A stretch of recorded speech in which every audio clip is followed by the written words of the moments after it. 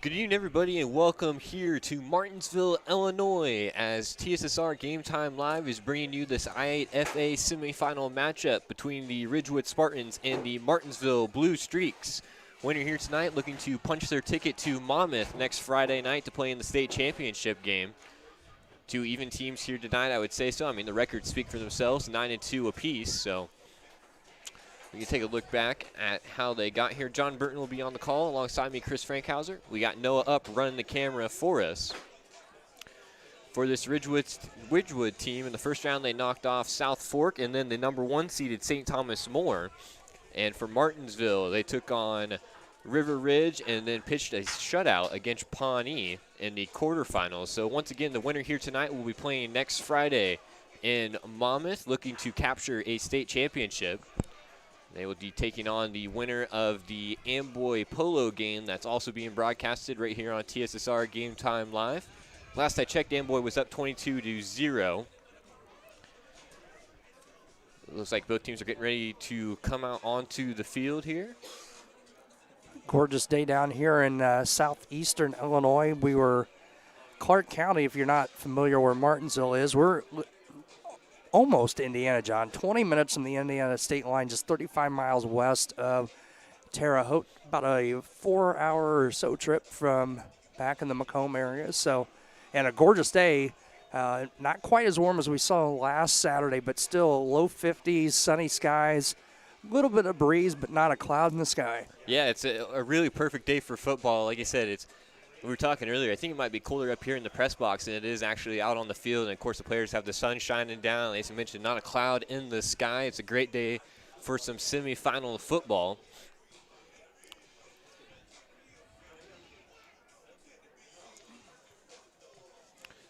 So the Ridgewood's only 2 losses this year came against Polo and Amboy, who are, of course, playing on the other side of the semifinal here today. So if Ridgewood were to win, they would be taking on a rematch in the state championship game. They lost that game to Polo during the regular season 48-44, and then to Amboy 48-42. So 2 pretty close games during the regular season. If Ridgewood's able to make it through Martinsville here tonight, it should set up a pretty interesting matchup. Yeah, it should be fun because either way, if Ridgewood wins, it'll be a rematch. If Amboy gets in and Martinsville would win, that is a rematch. Also a week 3 game here in Martinsville, and it was all Amboy in that one, 60-8.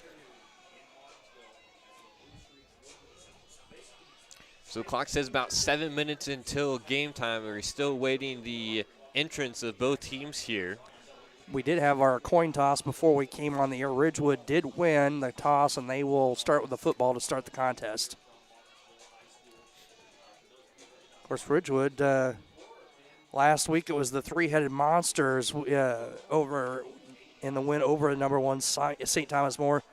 You had, 2-headed Monster. It was Taylor Snook in the first half at 13 carries, 197 yards.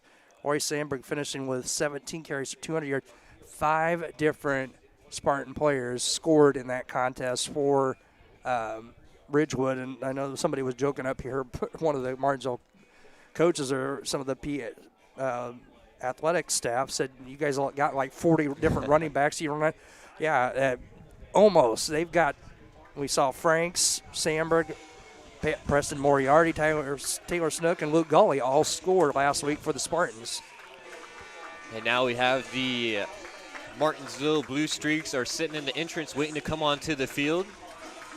See if we can get the camera over there maybe in a minute, but they're in a nice entrance there. I think they invited all of the alumni, staff members, anybody really who wanted to come out to join the tunnel for this Martinsville team is out on the field right now.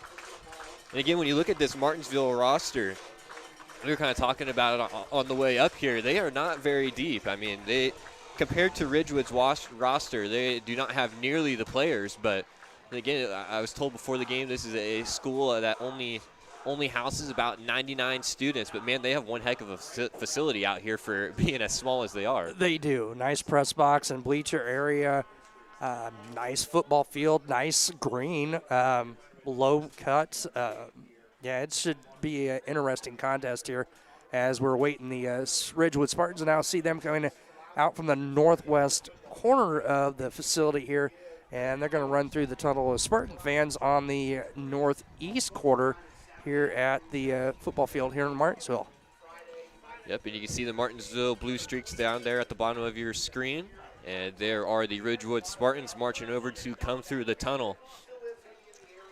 Again, it is win or go home here. Both teams looking to head off to Monmouth for the state championship game. That'll be a shorter drive than it was down here today, that's for sure.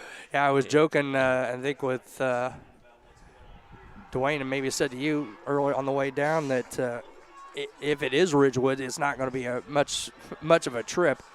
About, like I said, about 4 hours or so from Macomb to Martinsville, so add almost another hour, 45 minutes up to Monmouth. So it'll be about a 5-hour trip for the Blue Streaks if they make it to Monmouth next Friday night. Yeah, I'm sure they aren't going to complain about the trip No. when they get to play in the state championship. No, absolutely that's for sure. not. Absolutely not. You see the Ridgewood Spartans there on your screen towards the middle of the field. Again, they will be receiving the opening kickoff here in Martinsville. Clock says about 3 minutes, 45 seconds till kickoff. The Spartans in the road white with the navy blue numbers and pants with the white trim. Martinsville home gray pants with some blue and black trim. Blue jerseys with black and white trim. Nice white numbers, so shouldn't be a problem seeing numbers here in this contest this afternoon. No, it should not. It looks like we're getting set up to kick off with the national anthem. We'll let you listen into that, and we'll be back with you for the beginning of the semifinal to the state championship game.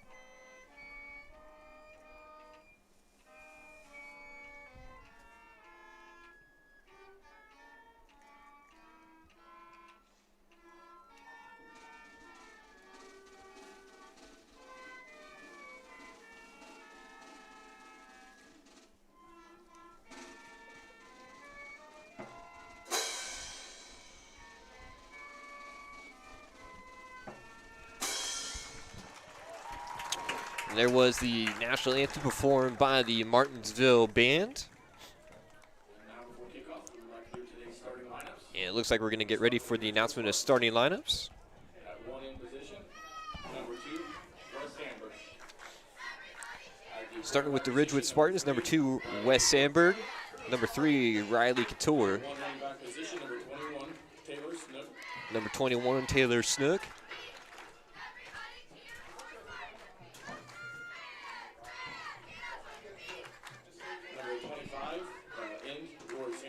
Number 25, Roy Sandberg.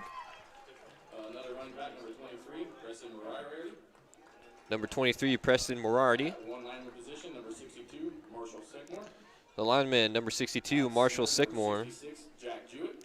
The center, number 66, Jack Jewett. 73, Connor Helms.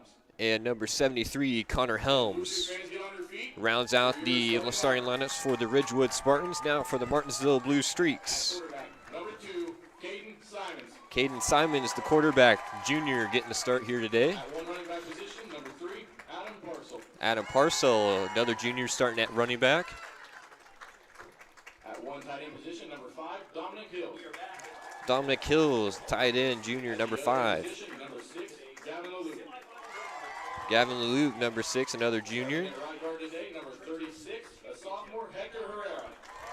Number 36, the sophomore, Hector Herrera. Position, number 44, Eli Nifley. Number 44, Eli Nifley, the junior. At center, a senior, number 75, Clint Kemper Jr. And number 75, Clint Kemper Jr., the senior. And at running back, a senior, number 7, Boogie Herrera. And at number 7, Victor Herrera. I think they were talking before the game. They call him Boogie. Boogie. Boogie Herrera. Boogie, boogie. All right. So there are the starting lineups.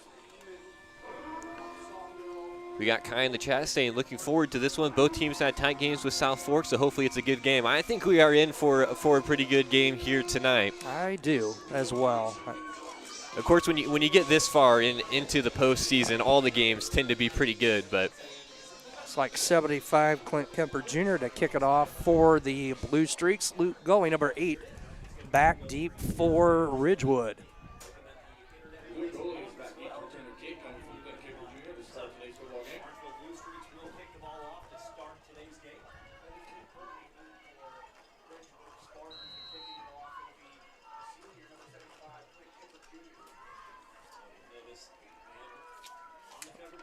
Martinsville spreads out, getting set for the kick here once again. Clint Kemper Jr. punches this one, low kick. It's going to be fielded around the 15-yard line, bobbled around a little bit, ball's on the ground. He's able to pick it up, run to the outside, nice tackle down there. Return was by number 8, Luke Gully, but not much cooking there for Ridgewood. We got Dominic Hills, number 5, on the stop for the Blue Streaks. Going to be 1st and 10 for Ridgewood right at the 20-yard line. Just underway here in the contest. Yep, so not much cooking there on the return. Ridgewood will take over on the 20-yard line. Looks like Gully going to start in the backfield for the Spartans. That's Riley Couture under center. He's giving a handoff around to the Moriarty. left side, split to tackle. He's got her taking down to the near sideline. He's got room to run, one man to beat, and he's going to be Step brought out at down about the 40. Pushed out of bounds. Big run there to start the game for number 23, Preston Moriarty. And Moriarty with the big run from the 20 down to the, well, they're going to mark him. I thought he stepped out of the 40, but they're going to mark him down at the 36-yard line. 44 yards on the gain on the first play of the contest for the Spartans. Yeah, can't ask for a much better start than that. Moriarty was able to break that one off around the left side of the line there. Couture will come back set under center. Takes a snap. He's going to hand it around to the outside to Sandberg, and he's going to be brought down. Nice tackle there on the outside by Caden Simons, the quarterback on this Martinsville team. Able to pick up a nice tackle there. Gain of maybe we'll call it a gain of 1 for Sandberg. 2nd and 9 for the Spartans.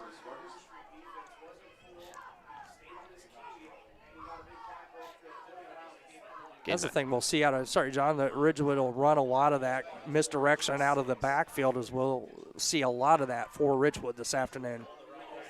Absolutely, Couture under center once again. 2nd and 9 play on its way. He's going to fake the handoff this side, flags man down. Open. Got Moriarty. a man down the field. It's going to be a touchdown, but a flag was down. It's going to come back. I think they're going to get a false start, legal shift on the tailback, as I thought Gully might have started to move a little early, and that's going to negate a 40, 35, 36-yard touchdown pass. Yep, so that play is going to come all the way back. Ridgewood will lose a few yards there on the penalty. Didn't see a lot of passing out of the Spartans last week. Just 4 passing attempts in the contest, or 5, I should say. They did have a halfback pass that was intercepted. So that's going to make it 2nd and 14 for the Spartans. Ball back at the Blue Streak 41. Couture under center once more. This time he's going to hand it off right up the middle. Gully. Gully No trying gain. to break some tackles there, but he's going to be brought down. No gain on the play. Another nice stop there by Martinsville. That's going to set up 3rd down and about 15. Like Hills again, number 5 on the stop for the Blue Streaks.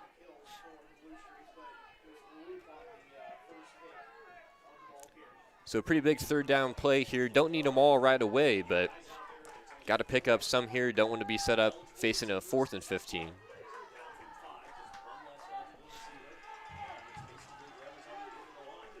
Ridgewood comes set to the line. Couture takes the snap. He's going to run. Sandberg, and he's got a lot of open space. Makes Simon miss on the outside. Takes it down the far He will sideline.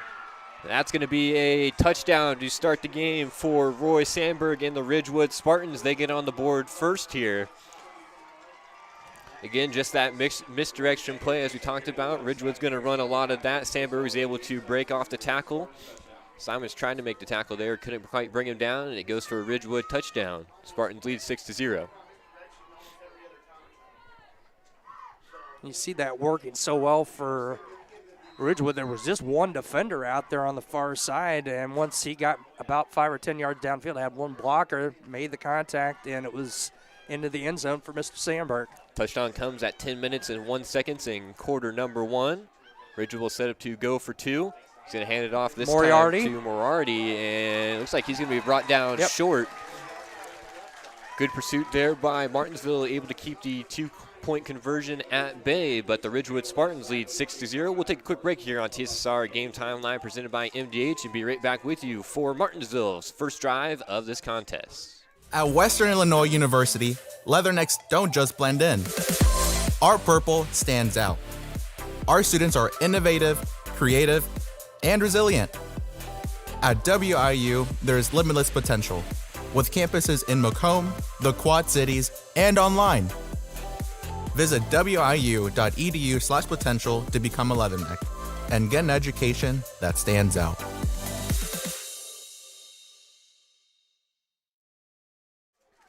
Back here in Martinsville, Illinois, Ridgewood Spartans lead 6-0 over the Blue Streaks, courtesy of a touchdown there by Roy Sandberg. Again, that touchdown came at 10 minutes and 1 second in the first quarter.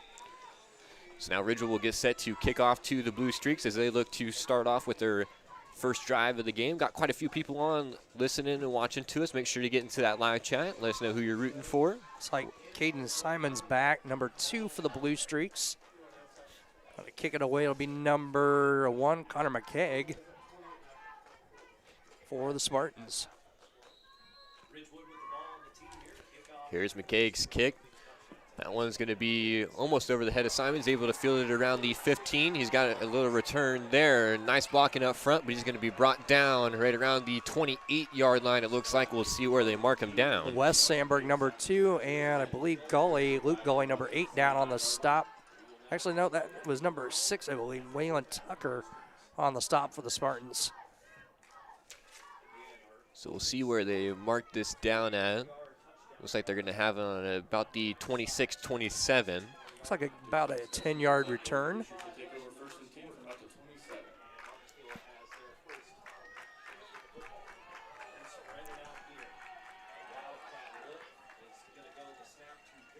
So Victor Herrera back to take the snap. Quick pass to the outside. That one pulled down by Parcel, and he's got room to run around the far sideline. That's going to be a first down for Martinsville.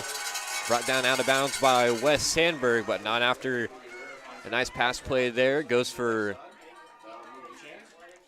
Move it from the 27 out to the 39, a gain of 12. Yep, give him about 12. And that was Hillis on the catch, I believe, was it not? Number 5, or was that Parcell? I think it was Parcell, number 3 out there. All right, we'll give him the credit for the catch. Herrera back in the shotgun, direct quarterback keeper, run up the middle, room to run, breaks it to the far sideline. He's got room to run. One way into beat, and it's going to go for a touchdown. Victor Herrera gets Martinsville on the board. And you can hear the fans sitting right out in front of us with the windows open, the cowbells going, and the Blue Streaks are on the board. 61 yards for Herrera. Well, anything you could do, I can do better or match it, as Herrera just 2 plays, and Martinsville ties it at 6. Touchdown comes at 9 minutes, 22 seconds here in quarter number 1. We'll see if Martinsville can punch this one in for 2 and take a lead here early on in quarter number 1. She just almost like a QB draw there, direct snap to Herrera in the shotgun, took it right up the middle, broke a couple tackles, and punched it in for the touchdown.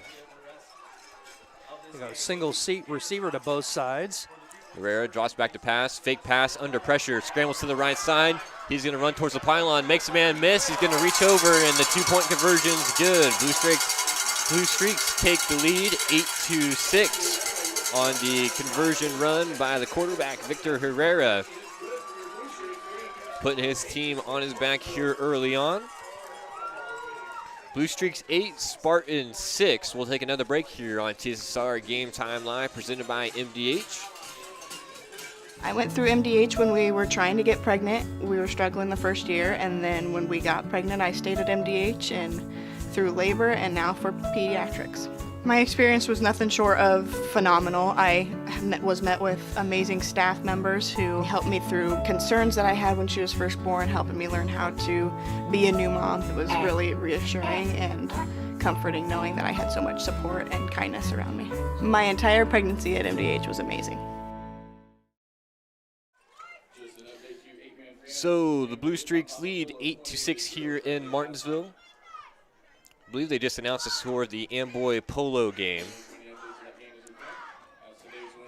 Again, the winner of this contest here will take on either Amboy or Polo. Earlier on when I was watching, it was all Amboy. They're up 28-0. That's the score now. Still 28-0 in favor of Amboy. And I got to say, Amboy, I would say, is the overwhelming favorite here in the postseason. But again, this Ridgewood team played them pretty close during the regular season. Fielded kick by at the 20 by Gully. Oh! Next man miss, spins up in the air. Number 5 down on the stop. Hills, and also number 3, Adam Parcell with a hit. I don't know, Gully tried to get airborne or not, but he kind of got spun around on that one, and Ridgewood Spartan's going to take over 1st and 10. Oh, we're going to get a block in the back on the Spartans. So scratch that. They're going to move it back inside the 20. You got Kai in the chat saying, looks like this is going to be a score fest. Absolutely. I mean, those first 2 drives were up, and then they were gone in a hurry. We got Success V2 saying, go Martinsville. And we got Lavone Nimrick saying, let's go Spartans. So, again, if you are watching us, make sure to get into that live chat. We're going to move the ball back inside the 10, it looks like. Well, nose of the football right at the 10, we'll call it. 9:16 to go here in quarter number 1. Ridgewood takes over for their second drive of the contest. Couture under center once again. He's going to roll out left side. The lefty has a man downfield. Moriarty catches it, and he's going to take it out of bounds right around the 33-yard line. 23-yard pass play. And that, John, that was the same play that they ran when they got the illegal shift penalty that Moriarty was wide open. Yeah, just that play action. And again, when you run the ball as well as this Ridgewood team, it's going to be hard not to bite on that run play. Again, Moriarty was able to reel that one in. Nice pickup there and a fresh set of downs for Ridgewood.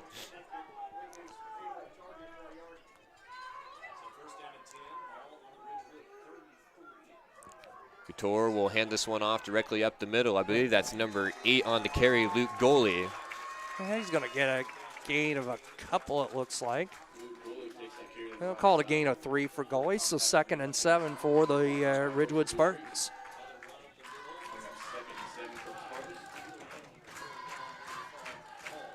We got Mindy Carls in the chat saying Cambridge substitute teacher, Miss C watching, go Spartans. And we got Sebastian Meyer saying go Spartans. Coach Elder is that guy. Again, we're hoping to get the winner of the contest here up into the booth afterwards for a little post-game interview. We'll see if that's Coach Elder or not. Couture falls to the ground, but he's able to get the handoff there. Again, not much cooking. Maybe a yard. That was Goley again. Yep, Goley once again on the carry. Might have picked up a yard there. It's going to set up 3rd and about maybe a long 5, short 6. Clock down to 8:10 to play here. First quarter, 8-6 in favor of Martinsville. Again, we'll call this 3rd and 6 here. See what Coach Baird's defense has got dialed up here for the Blue Streaks. Couture under center once more. He's going to hand this one off to the right side. That's Sandberg on the carry. Oh, big hit. Yeah, nice hit. It's going to be Number 5, Dominic Hills on the hit. But Sandberg pops right back up, and he's got Ridgewood another first down. 7 yards, we'll call it on the gain for Roy Sandberg. He's got 3 carries and 49 yards and a touchdown. 7 minutes, 30 seconds to go in quarter number 1. Ridgewood has the ball on about their own, we'll call it about 45. Couture is going to be on the keeper. Nice defense there by Martinsville. Brings Couture down in the backfield. That's going to be a big sack there. Victor Herrera, the first one there for the Blue Streaks. Loss of 5. So 2nd and 15, the ball just short of the Ridgewood 40. We'll call it the 41-yard line. Yep, so loss of 5 there on the big TFL. Sets up 2nd and about 15 for the Spartans. Couture will hand this one out around to the right side to Moriarty. And another big hit there is going to push Moriarty out of bounds. Number 6 on the hit, Gavin Lulu. Got up to about the 44. We'll get Moriarty 4 on the play. And that's going to set up 3rd down and about 11. Again, Martinsville looking to pick up a huge stop here and march back the other way.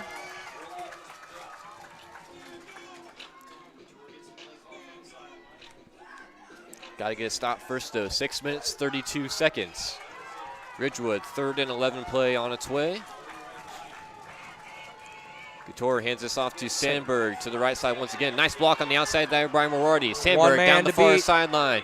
And it looks like he's going to be pushed out of bounds. Caden Simons there to push him out of bounds, but not after a big gain inside the 30 to about the 26. We'll call it the 26. Nice run there by Sandberg, and Moriarty was able to lay a pretty nice block there around the right side.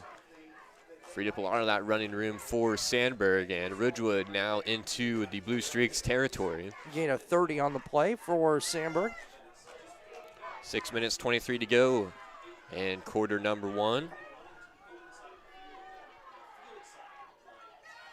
Couture, direct handoff to goalie. He'll take it up the middle. It's going to be good for a few there. Got it inside the 25 down to about the, see where they spot it. We'll call it the 23, gain of 4 for goalie. Yeah, we'll call it about 4 yards there on the run play right up the middle to goalie. It's up about 2nd and 6, excuse me. Clock right under 6 minutes to go, 5:55 to play here in the first quarter.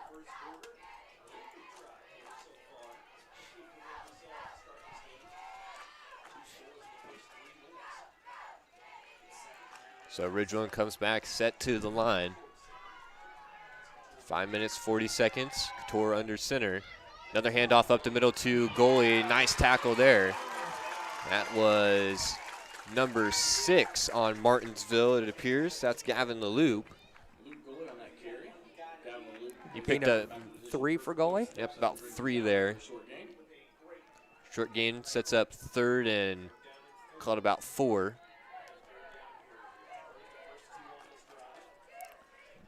Ball swatted on the Blue Streaks 20. Martinsville looking to continue rolling on here. Clock rolls under 5 minutes. Couture hands it off to Sandberg around the outside once again. He's got a little room to run. It's going to be a first down and more. That's going to come back. Yep, flag down on the field. Hold on the Ridgewood blocker out there on the far side. Yep, it's going to be a hold on the Spartans, so that play is going to come back and tack on a few more. Melissa Snook in the chat saying, "Go Spartans from Florida." Appreciate you watching us, Melissa. 3 penalties, 30 yards on the Spartans thus far.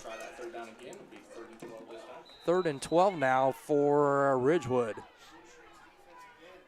Yeah, that's a tough penalty call, because, I mean, you had the first down there, but brought back, and then, of course, you lose the extra yards on top of that for the penalty, so now you're faced with a long 3rd down. 4 minutes, 35.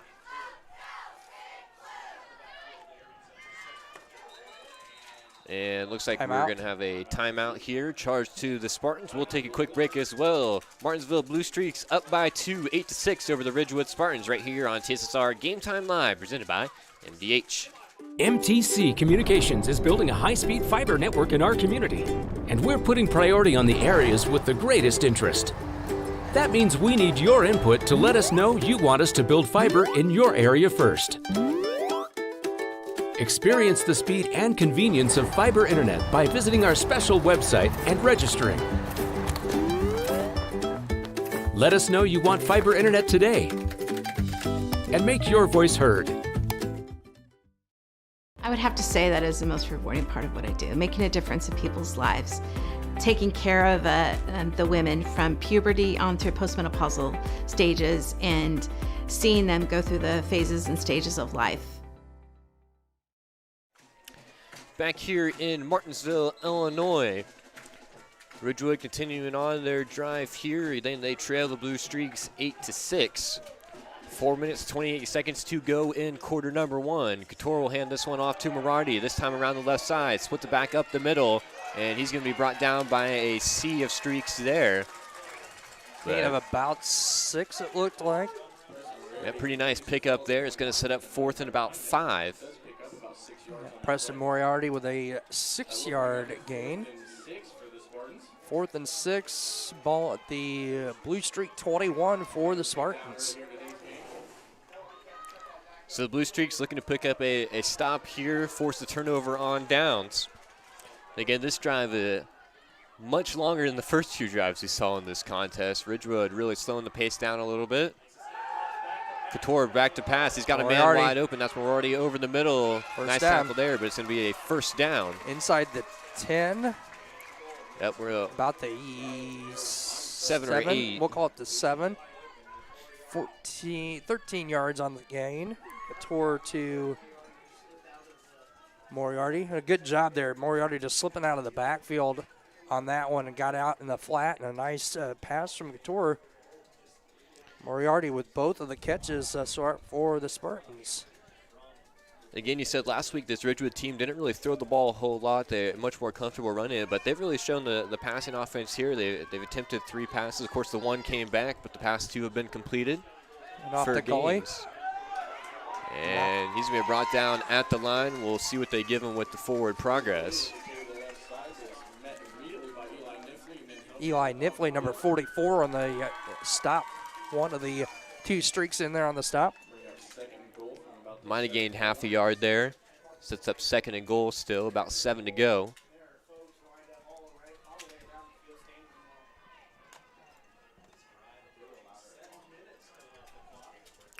Two minutes, 40 seconds. Ridgewood taking a deep huddle there, clear back at about the 25 with the ball at the Blue Streak 8. Yeah, I was just going to say something about that. Maybe they're not quite sure why they did that, but whatever works. All right, Couture will hand this one off. This is Moriarty around the left side. Nice pursuit there. Trying to get a stiff arm there to break free, but that one's not going to go for much either. Clint Kemp Jr., 75, and number 6, Gavin Loop on the stop. That's actually going to be a loss there of about 4 or 5 yards. That's going to push Ridgewood all the way back. About 9 yards to go now until the goal. So 3rd and goal from the 13. Scoreboard says 12, so we'll go with that. 3rd and 12. Couture hands this one off to Sandberg around the outside. Room to run, cuts it back inside, and that's going to be a touchdown for the Spartans. That's Sandberg once again. Nice cut back there. Touchdown comes at 1:38 to go. 91 yards on 5 carries for Mr. Sandberg and a 12-8 lead for Ridgewood. Had to go along with 2 touchdowns. 12-8 now. Ridgewood will set up to go for 2.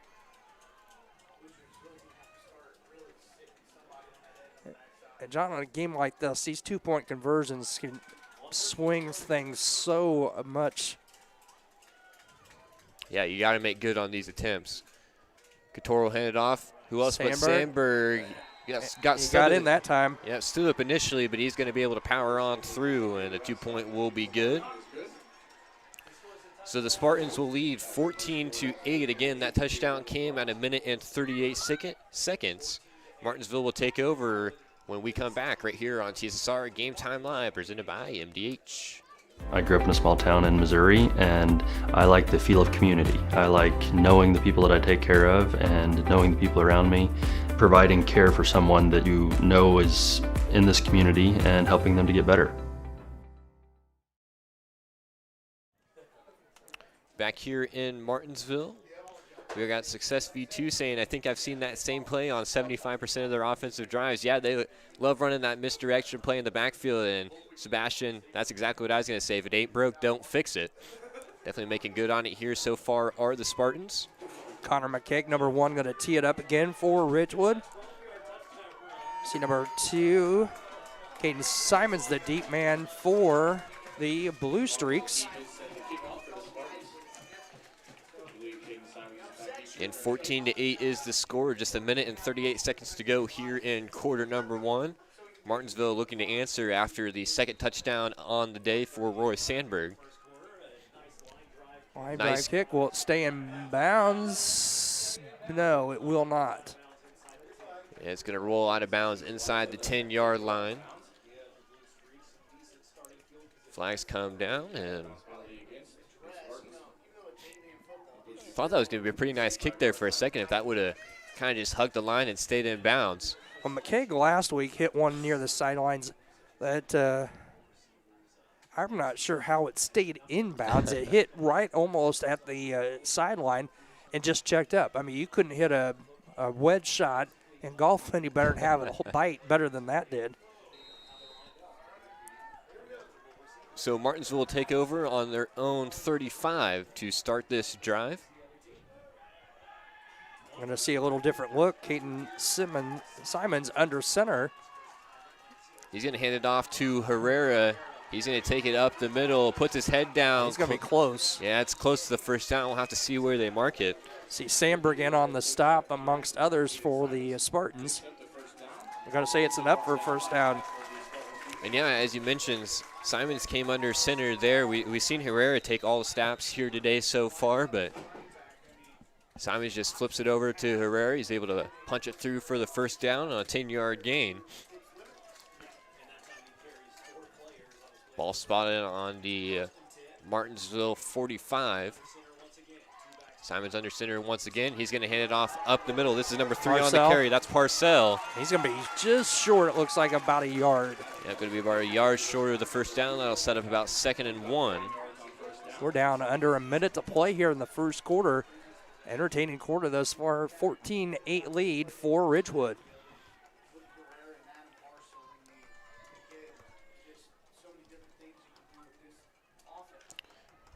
Martinsville coming back, set to the line. Again, about 2nd and 1 here. Clock says about 40 seconds to go here in quarter number 1. Martinsville looking to answer after the touchdown.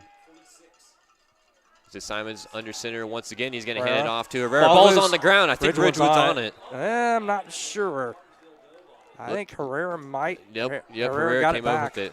Got lucky there, and it's going to be a first down. Fumbled it forward. Herrera able to keep it with Martinsville. Man, I thought for a second Ridgewood dived on top of that one, but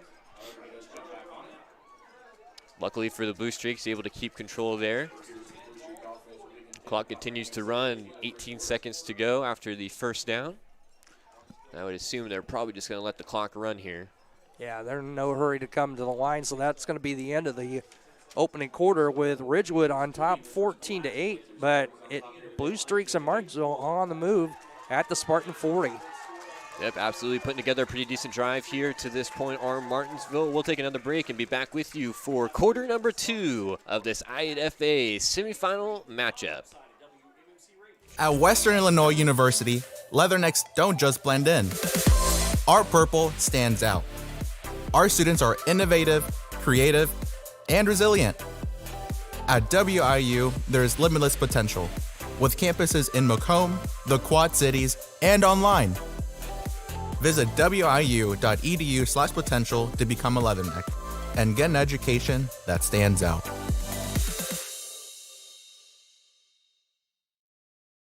I chose the MDH OBGYN group because I've heard wonderful things about Dr. Smith. And upon entering the office, I really got along with everybody and got a warm feeling.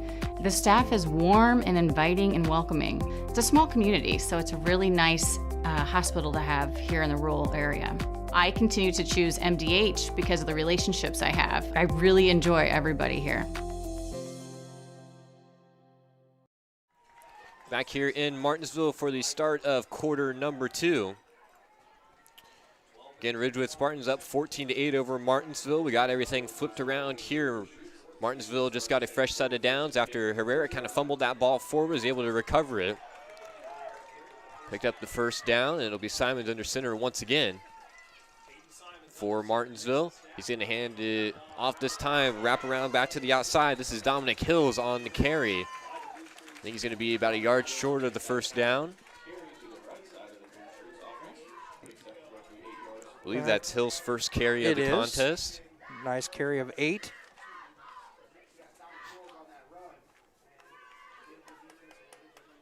Set up 2nd and 2 to go for Martinsville.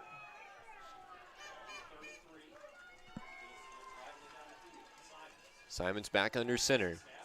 He's going to hand this one off to Herrera once again, and he's going to be brought down. Going to be close though to the first down. Number 1, Connor McKegg on the stop for the Spartans. Looks like they're going to mark him just short. Depends where they decide to spot it. I think they are going to be a short. I think like called a gain of 1.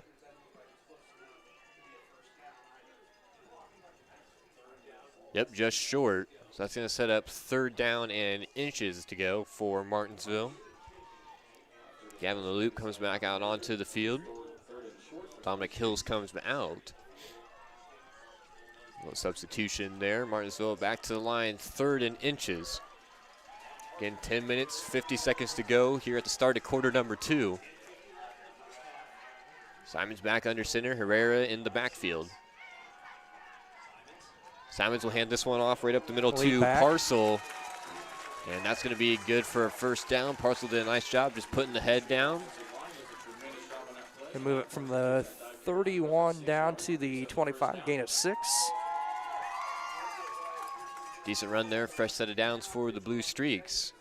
34-0 now Amboy in the 3rd quarter of the other semifinal this afternoon. So unless things were to change, it looks like the winner of this game here will be taking on the Amboy Clippers in Monmouth next Friday night. Again, we will have that game broadcasted right here on TSSR Game Time Live as well.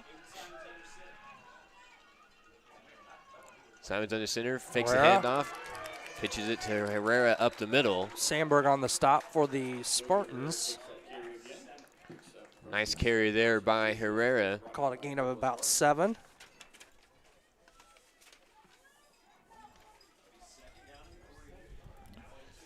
Clock rolls under 10 minutes, 9:45 in quarter number 2. Number 11, Mason Evans, comes back out onto the field.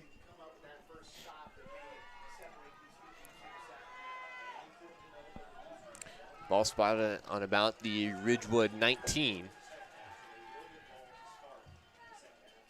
2nd and about 3. Simons hands it off to Herrera, cuts it back through the middle. He'll have the first down. Yep, he's going to have the first down, brought down by a host. Yeah, a host of Spartans there. C34, Gavin Franks to Wes Sandberg, amongst others, but it is another first down for Martinsville. And Herrera, man, he just puts his head down and runs hard. He's been doing a nice job there. Coming out of the backfield again, we saw him starting at quarterback. He was able to break off a nice run there. Got the Blue Streaks on the board. See Gavin LeLoop, number 6, a junior, checking back in for Martinsville. And they're kind of just running these guys in and out, between Hills, LeLoop, and I believe Mason Evans. Simons directly under center. He's going to hand this one off to the middle. That's Parcel on the carry.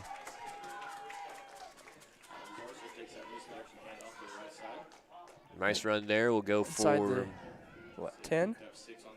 Yep, pick up about 6. Ball's going to be spotted on, I would say, about the 8? Yeah, it looks like about the 8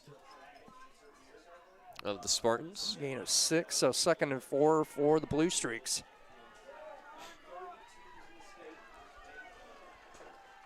Ball inside the 10 for Martinsville. Looking to tie things up with the touchdown. Go ahead with the 2-point conversion. Got to punch it in first. Snap. Ball on the ground. Ridgewood's on this one, I believe. Yeah, all the Ridgewood players point in their direction, and yep, that's going to be number 23, that's Moriarty coming up with that one. So to be a turnover on the bobbled snap there. I don't know. Simon's maybe stepping back a little, started to move back before the ball was all the way in his hands. Yeah, that's kind of what it looked like maybe. It'll be a turnover nonetheless, so Ridgewood will take over. At their own 5, up by 6. 8 minutes to go, 8:05.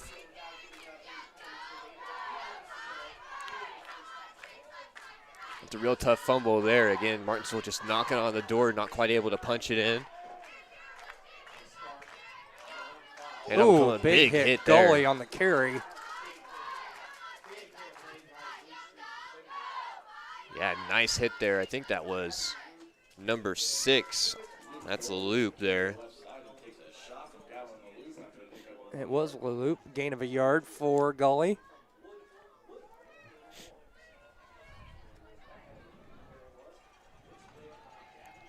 Seven minutes 35. Tore back under center for the Spartans, looking to push this thing out of this little dangerous area this far back up against their own end zone. Sandberg or Moriarty? It was Moriarty. Nice pickup there, pushes it out to about the 7, it looks like, 7 or 8. Gain of a couple, so it's going to be 3rd and about 6, it looks like. Maybe 7, we'll call it 3rd and 7 almost. 7 minutes to go. Ridgewood faced with another 3rd down here. Going to bring it out to the right side. This is Sandberg. Nice open field tackle. Number 3, Adam Parcell. And that's going to force a punt. And what wind, now the breeze has picked up, John, and it's going to be, Ridgewood's going to be punting into the breeze a little bit and deep in their own territory. Yeah, this could be a little bit of trouble here for the Spartans. Nice stop there. Nice solo tackle there by Parcell on the outside, able to bring Sandberg down. And, man, Sandberg is a hard runner, but Parcell did a nice job getting to the hips, getting to the legs there. He's able to bring him down. Gavin Verhecke to kick it away for Ridgewood. No one back deep. Oh, nice kick into the wind. It's going to hit and take a nice bounce. Going to bounce out of bounds at about the 45, it looks like. 45-yard wide. So nice punt there by Ridgewood. yeah, from his own goal, inside his own end zone, and going to kick it out to about the, we'll call it the 46 is where the Blue Streaks will start 1st and 10. So again, this Blue Streaks trail here by 6. Got pretty close there on that last drive to punching one in for the touchdown. Simons fumbled it on the handoff. Ridgewood took over, but a nice job putting up a stop there against the Spartans, able to get the ball back. With 6 minutes 12 to go. Simons back under center, Herrera in the backfield. This one's going to be off to Herrera, makes a man miss. Another man tackle, stiff arm there, trying to push Sandberg off of him, but he gets shoved out of bounds, but that's going to be a first down for Victor Herrera. Going to move it from the Martinsville 46 to the Ridgewood 43. 13 yards on the carry for Herrera. That's going to put him over 100 yards. 7 carries, 106 yards. We got Grandma Pat in the chat saying, let's go Spartans, and then saying, Luke, you're going to be sore. Lots of big hits. Yeah, Luke goalie definitely got the hit laid on him that last drive by LaLue. Luckily, everything looked like it's okay. Both players popped up, but, man, that was one heck of a hit. A handoff to Parcell. Nice job keeping the feet moving there. Sandberg on the stop for Ridgewood. He's going to pick up about 4 there. Parcell's going to gain, yeah, we'll call it a gain of 4. 5 minutes, 45 seconds here before the halftime intermission. Martinsville's got the ball pushed up onto the Ridgewood, called about 39.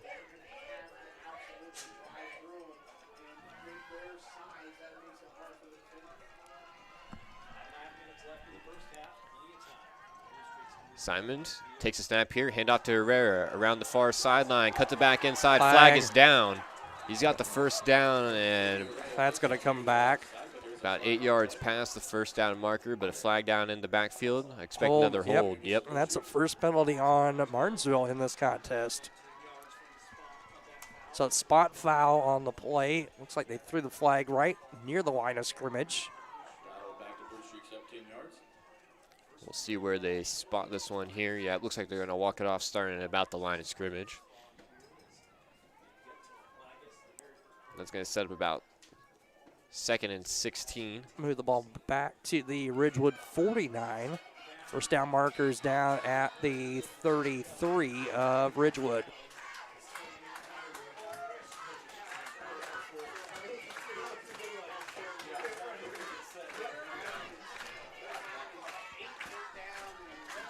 Martinsville comes to the line. Clock rolls under 5 minutes here. Two wide receivers split in the backfield. This is Herrera now looking to pass. Has a man over the middle. Uh-oh. Nice break up there by Moriarty. Yeah, Moriarty laid the hit down onto Dominic Hills. Had the ball in his hand for a second. But Moriarty able to break that one up. Looked like a nice catch there, but Sandberg, as soon as the ball got into Hills' hands, made the hit, knocked the ball loose. So 3rd and 16 for the Blue Streaks. That will stop the clock on the incomplete pass. 4:47 to play. And again, we saw Herrera there in the shotgun taking the snap there on the pass play. Number 11 comes running back out onto the field. That's Mason Evans. Gavin LeLoop will come out.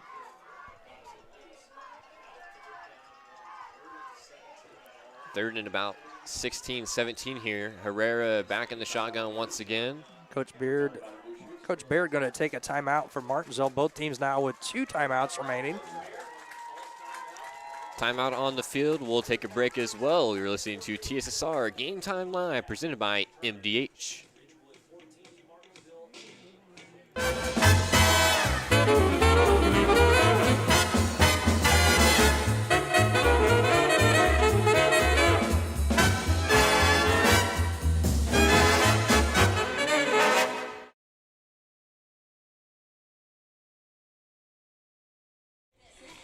Back here on TSSR Game Time Live here in Martinsville, Illinois.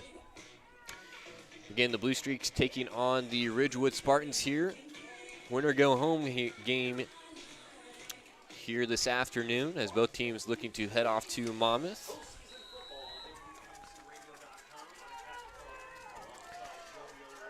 Yeah, we just had a timeout there taken by Milledgeville, and they're going to be faced with a 3rd and about 17. Empty backfield. Yeah, empty backfield. Herrera back in the pocket, looks towards the sideline, launches it downfield. This is a pass intended for Parcell. Off the tip of his fingers, can't reel it in. 4 on the coverage, Owen Anderson, and also number 2, Wes Sandberg back for Ridgewood. So Martinsville takes a shot there. Parcell just not quite able to reel it in. Again, nice coverage there, deep for Ridgewood. But now you got 4th and 17. Looks like maybe the punt unit's coming out onto the field. Looks like 42 going to drop back deep. Sean Watt for Ridgewood. I think that's number 5, Dominic Hills, punting this one away. High punt. It's going to drop around the 28. Take a Blue Streak bounce. And ball will be fielded right there around the 23-yard line. So Ridgewood will take over. Back-to-back punts here for both teams. And again, this game started off pretty hot, but Hit, 5 plays in, and we had 2 scored. 4:30 to play. Ridgewood with the football on a 6-point lead at 14-8.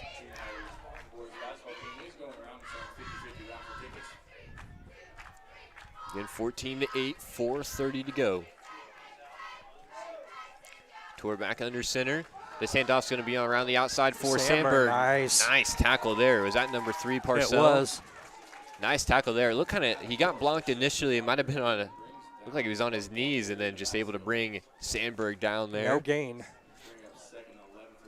Yeah, maybe a loss of a half a yard on the play.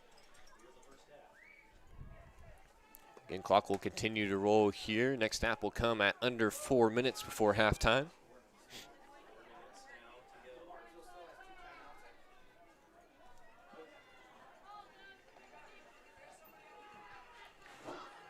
Play clock down to 10. Couture back under center. Hands this one Goalie. off up the middle. This is goalie. Pretty decent tackle there by LaLute, but goalie's going to pick up a few. Goalie takes that carry to the left side, where he's met by Gavin LaLute after a short gain. Gain of, we'll call it gain of 3. 7 for the Spartans. 3:25 to play. Here's 3rd and 6 for Ridgewood. Yep, 3rd and 6 play. Martinsville has really done a pretty decent job keeping this running offense in check to this point. Couture back to pass. Lefty looking downfield. He's got a man down the sideline. That ball's going to fall incomplete. Pass was intended for Morardi. It looked like a little bit behind, right at the sticks for Moriarty, but incomplete pass going to force another punt for Ridgewood. 4th and 7 at the Spartan 27.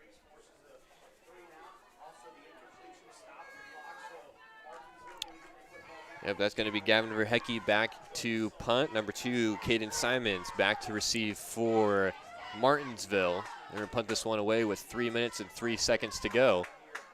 Another good kick out of Verhecke. It's going to roll past the 45 and it's going to tail back a little bit. 44. Yep, we're going to go out of bounds on about the 44, so that's where Martinsville will take over.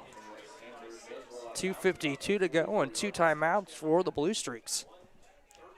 Yeah, a lot of time here still to go before halftime. Blue Streaks can definitely make something happen, and we saw how electric this offense can be. I mean, they can, all it takes is one run play. They can break it off, and they definitely have the players to do that, to do just that. So, again, 2 minutes, 52 seconds to go. Score update from Amboy. It's now, or from Polo, 40-0 in favor of Amboy.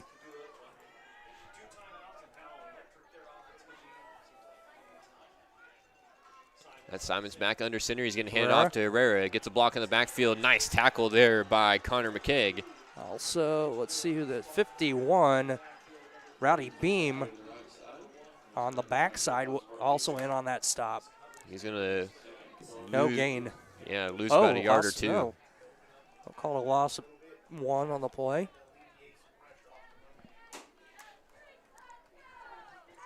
Scoreboard says 2nd and 12 now for Martinsville. Deuce is wild, 2:22 to play.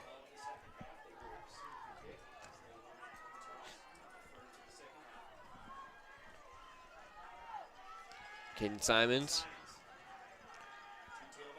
takes the snap, fakes the handoff, looking downfield. He's got Herrera over the middle. Nice catch there. He's going to push it back towards the 50-yard line. Moriarty on the stop, number 23.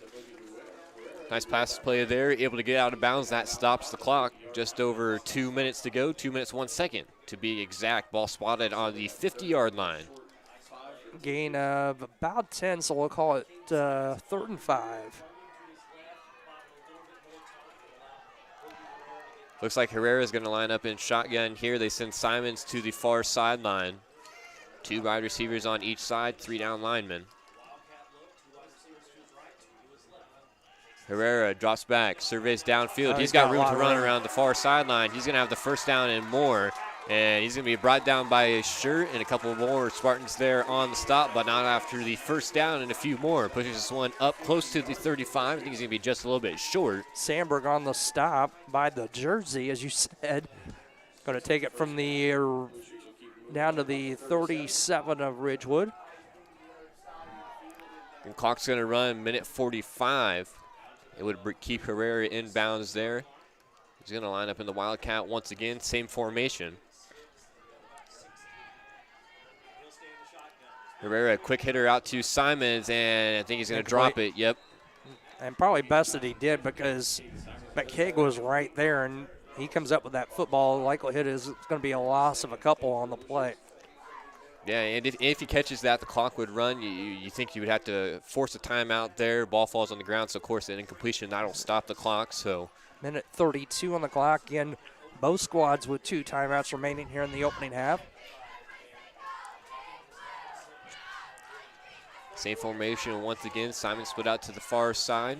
That's Parcel and Evans here on the near side. Herrera, direct snap. Nice tackle there on the outside. Owen Anderson, I should say, on the stop. Martinsville going to take their second timeout. They'll have one remaining with 1:22 to play here in the opening half, and Ridgewood up by 6. The run there by Herrera, I'd say, went for about 5, so they'll be faced with third and about 5. Minute 22 to go. Martinsville charged with the timeout.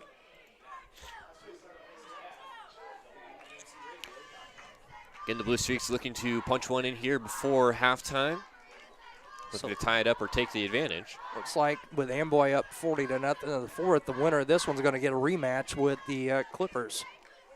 And what a tough Amboy squad that is. Again, so far pitching a shutout against Polo. You don't see that too often. But again, this Ridgewood team was able to take down the number 1 seeded St. Thomas More. So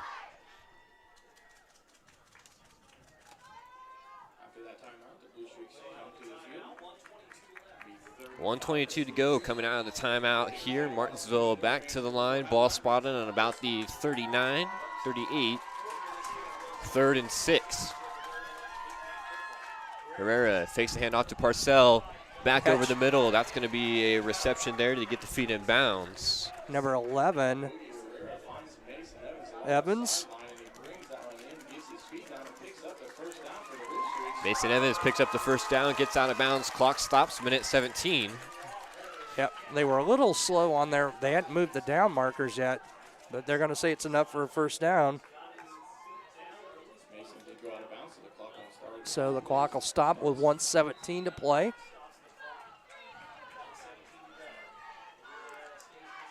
Herrera back in the shotgun once again. Direct snap. He's going to try to run it up the middle. Breaks it around the far or the near sideline, but it's brought down out of bounds by Moriarty. Gain of 4. And the important thing is not only gaining 4, but out of bounds and stopping the clock with 1:11 to play. We set up about 2nd down and 6 here.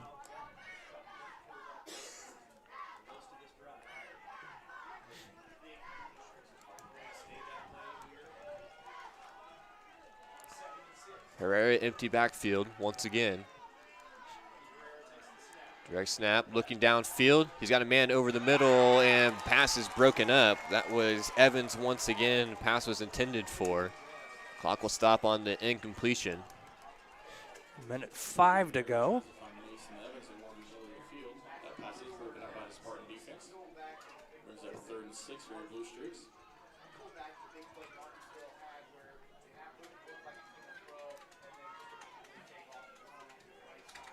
So 3rd and 6 still.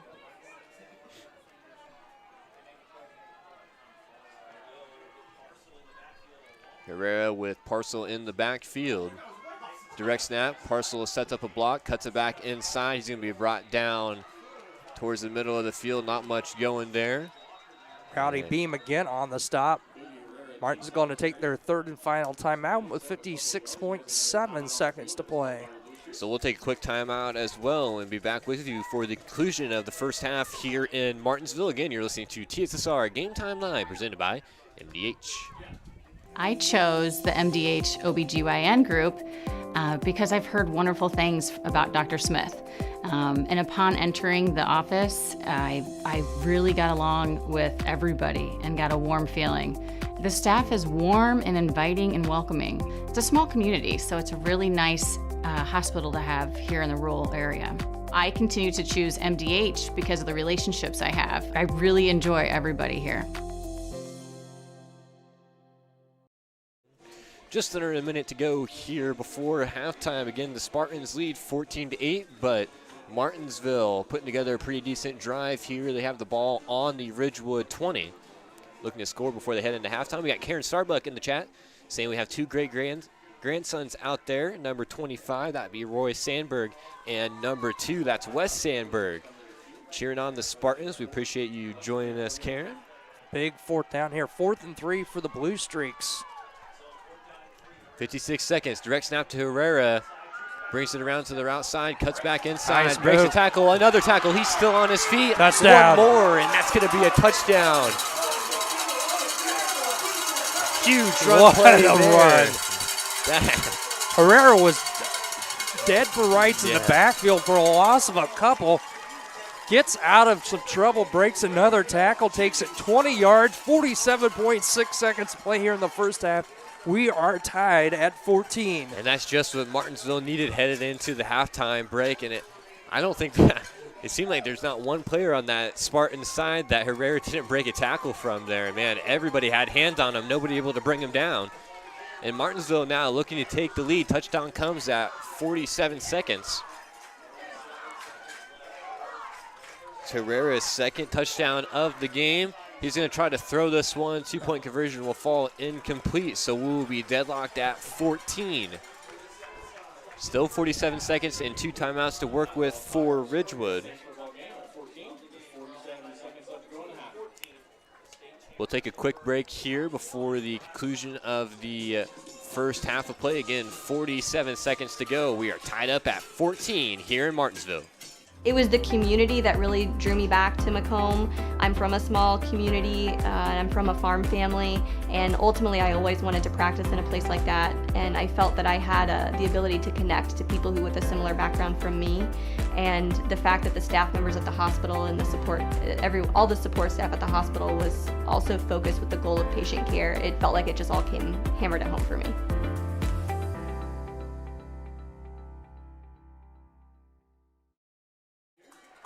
So Victor Herrera able to get Martinsville tied up here on the touchdown run. That came with 47 seconds to go. Okay, we got a score update from the Amboy Polo game. Amboy Clippers 40-0 over Polo. That is the final up there at Polo. So the winner of the game here tonight will take on the Amboy Clippers. Gully back deep again for Ridgewood. And again, with 2 timeouts, 47 seconds left, you still got quite a bit of time to work here for the Spartans. Going to be number 75, Clint Kemper Jr. to kick it away, the senior, number 75 for the Blue Streaks. Squib up the middle, a little bit of fumble there. That one's going to be recovered by Sean Watt right around the 40-yard line, the Spartans 40. 45.4 seconds to go, 60 yards and 2 timeouts for the Spartans. We got Lavone Nimrick in the chat saying, come on, Ridgewood, you got this. And we got Matt Kozer saying, watching from our honeymoon in Jamaica. Congratulations. Yeah, congratulations, absolutely. Saying, go Spartans. It's probably a lot warmer there than it is up here. About 50 degrees here at kickoff. Couture under center. So they hand this one off. Sandberg around the outside. He's going to be brought down by Parcel. And looks like number 36, Hector Herrera. Gained about 3 there by Sandberg. It's going to put him just short of 100 yards at 94 yards on 8 carries. Clock continues to roll again. Ridgewood with two timeouts, 20 seconds to Moriarty. go. Moriarty to the left side. Going to be another short game Ridgewood here. not taking any timeouts here. And the Blue Streaks will get the football to start the second half. Yeah, 8 seconds to go. They're going to hurry to the line, try to get one more play off. 5 seconds, 3, 2. Snap comes. Couture is going to be, not brought down yet. Flag's down on the field. Couture stays on his feet. He's continuing to run. Pushed out along the far sideline. Flag was down. I'm kind of surprised Ridgewood didn't call any timeouts there. I am too, and it looked like Couture knees never went down. The hand went down. Yeah, we'll see what they I kind of wonder with him breaking out of containment if there's going to be a hold on Ridgewood. Nope. Face mask. Ooh. So Ridgewood's going to get a free play from the end of the run from the 40.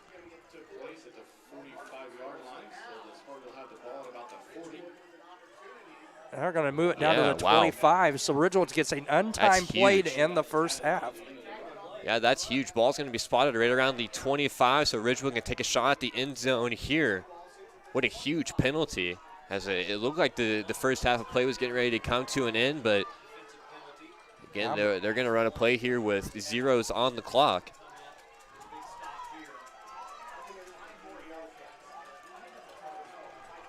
Couture under center. It's going to be the keeper. Rolls out far, lefty He's deep got him. downfield. He's got a man. That's Sandberg on the reception, and it's going to be close to a touchdown. No. Just short. Wow. At about the 1 yard line. Nice tackle there. I think that was Parcel able to bring Sandberg down. Man, you could feel the Martinsville's fans down here holding their breath. Oh, there's a penalty flag. Yeah, another penalty. It was on the Okay. offense. Whew. So, halftime score, right where we started, tied 14-14 as we head to the half. Yeah, Ridgewood had a chance there, took a shot.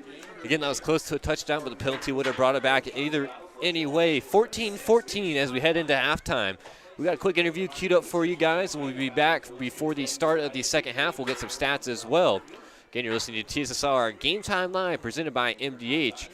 Hope you stick around for the second half. Should be a good one here in Martinsville. I enjoy working at MDH because it's a smaller hospital. It's just a great environment to be in. These people are amazing, and my boss is amazing. We help each other out.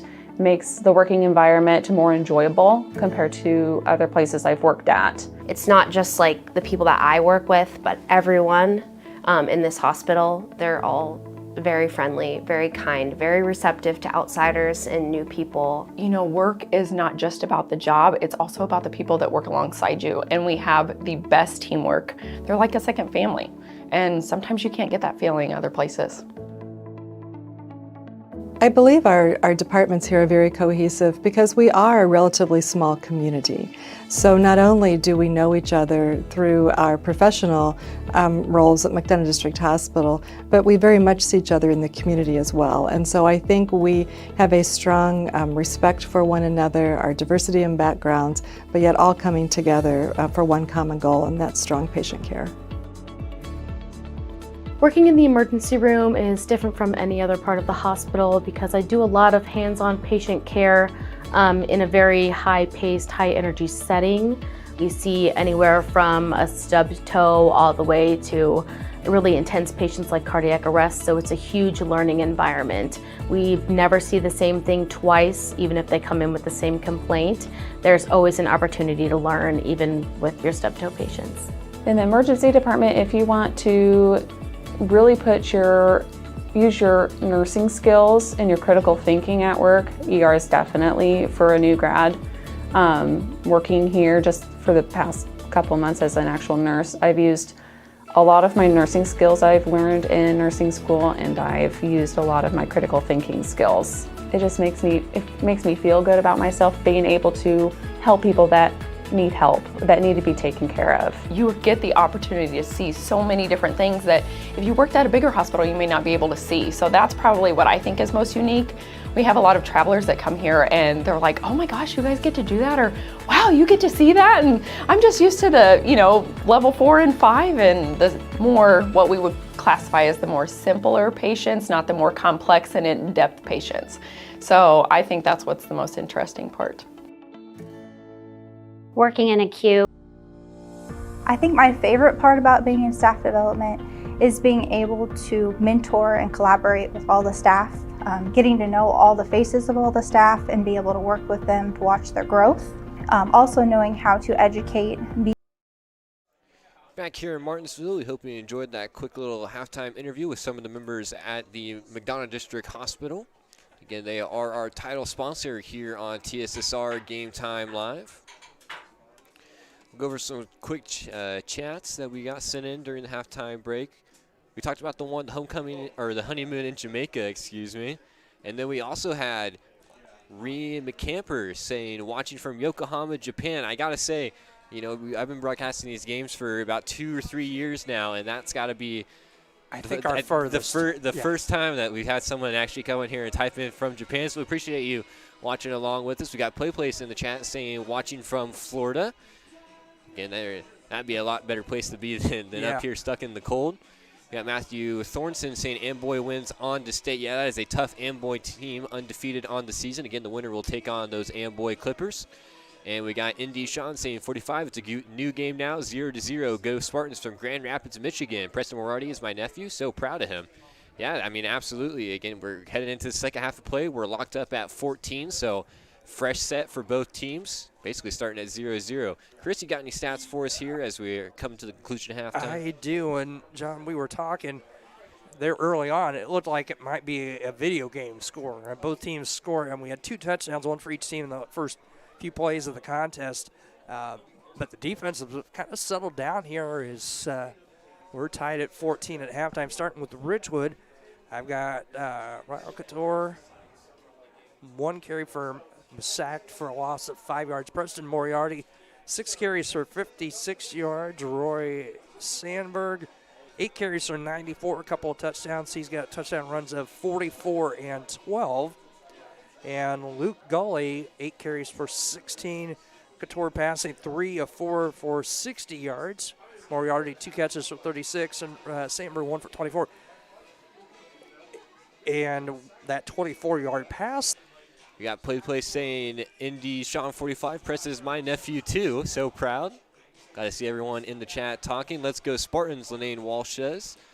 Play and my brother's dad is on the coaching staff. Proud of them both.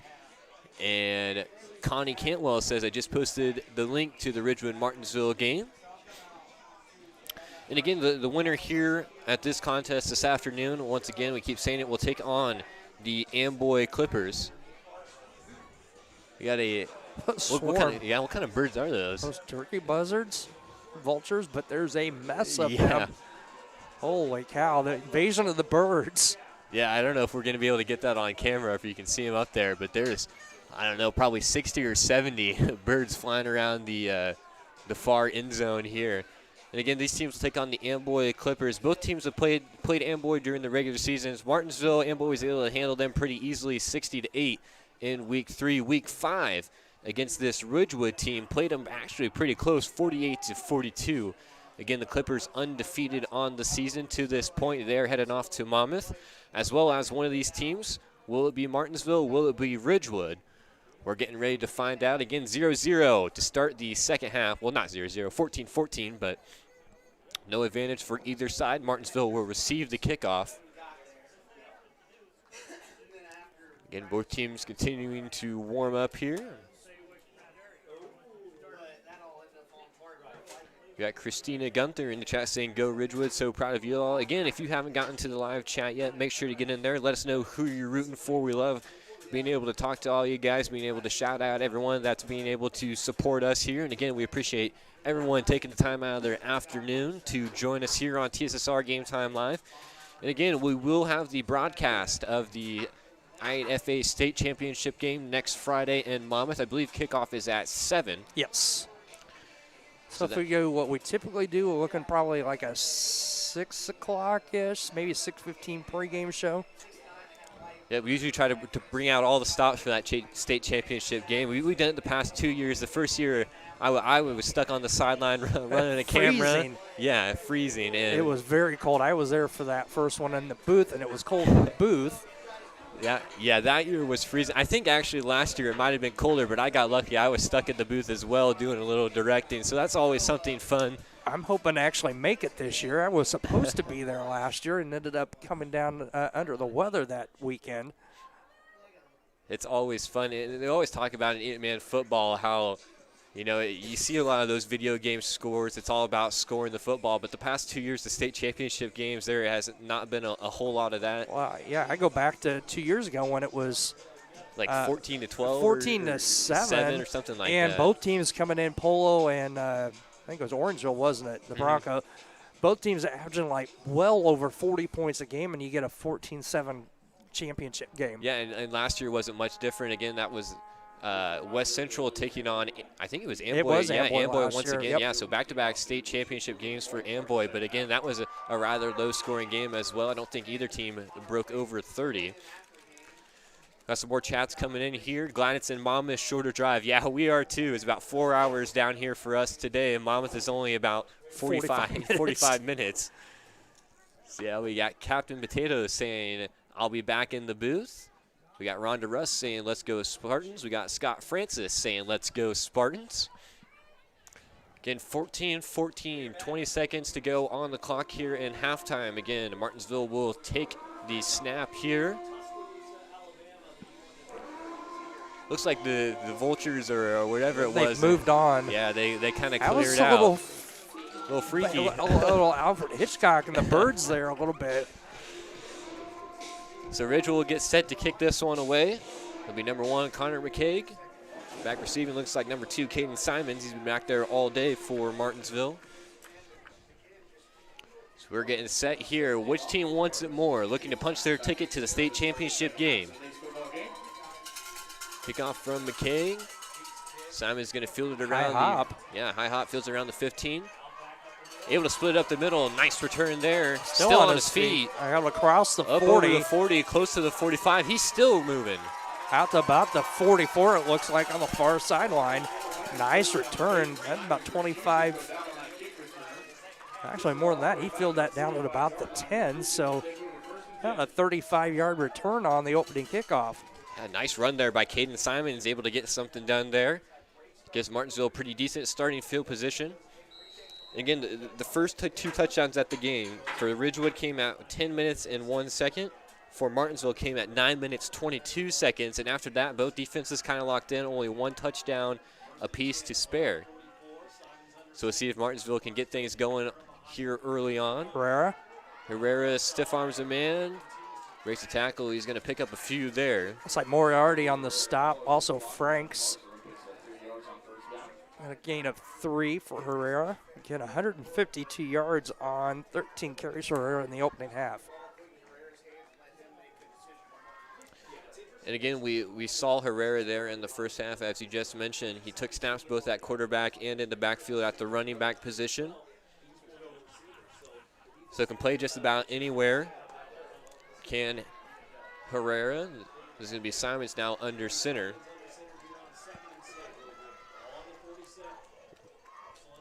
He's got Herrera in the backfield once again. This is going to hand off up the middle to Parcel. He might have picked up a yard there, maybe half a yard. Not much cooking there. 10 minutes, 50 seconds to go here in the third quarter. Again, this is the opening drive for Martinsville, 3rd and 6.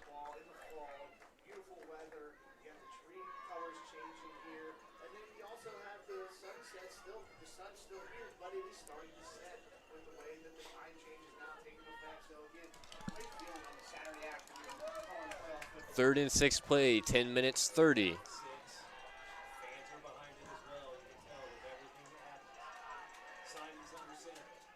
Simons takes the snap this time. He's going to keep this one around the outside. Parcel throws the block, flag down. First down. Yeah, he's still on his feet, but I think this is going to come back on a hold. Yep, I think it's going to be another hold. It sure is. That's going to be charged, of course, to Martinsville. 3 penalties, 35 yards now on the Blue Streaks. Not sure who picked up there. I saw Hector Herrera, number 36. He's kind of throwing his arms up. Disagreeing a little bit line there. of scrimmage on the hold where the flag's thrown, so it should be a 10-yard mark off and make it 3rd and about 16 for the Blue Streaks.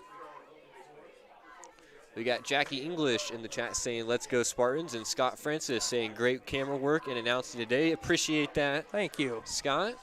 And I'm sure Noah appreciates it as well. I believe this is only his 2nd football game he's covered for us, but he does do a pretty good job up there. Nothing like throwing you right into the playoff mix. Yeah. It's like Herrera shotgun 4 receivers, 2 to each side. Again, 3rd and 16 now for Martinsville. Quick hitter out to Parcel. He gets a block there by Hills. He's going to take it around the near sideline. He's going to be close to the first down. I think he got out of bounds. If that's where the official marks it, he's going to have it by about a yard. Nice first run. Down. Yep, nice run after catch there by Parcel. Was able to put his head down, shrugged off Wes Sandberg, and pick up the first down for Martinsville. 17 yards on the pass play. They needed 16, got 17. So Martinsville able to get a fresh set of downs here, pushes it up to the Ridgewood 45. 9 minutes, 47 seconds. Same formation once again. We saw them run this towards the end of the second half. Herrera fakes the pass. He's going to run up the middle, splits through some defenders, and he's going to be brought down. Going to be another nice gain there for Victor Herrera. We'll call it a gain of 8.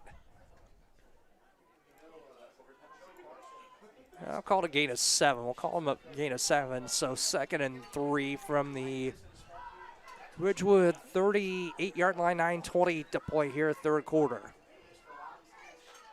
Looks like Herrera's going to come back set under center.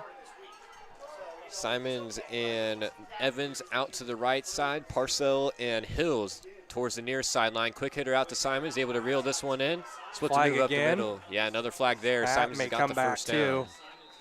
Where that came in, I wonder if that's not a hold on the other receiver on that far side. Oh, blocking the back on Martinsville. Yeah, I think that's going to be Evans out there towards the far sideline. Again, Simons had another first down there for Martinsville, but this one's going to be brought back.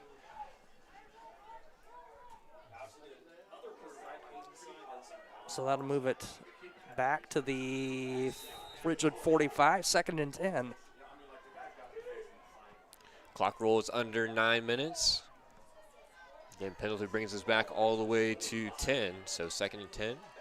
Shadows starting to creep into the football field a little bit on the north end. Yeah, with the time change, sun setting a little bit earlier. Yeah, we're only about an hour and a half from sunset. Yeah. Herrera in the shotgun, fakes the pass to the near sideline, looking downfield. He's got a man covered deeply there, comes back to it. Parcell tried to make the play. Good coverage by Owen Anderson down there for the Spartans. Also number 3, Riley Couture. Couture and Anderson did a nice job breaking that one up. Ball might have been a tad bit underthrown there. Parcell had to come back towards it. Couldn't reel it in. Clock stops, 3rd and 10.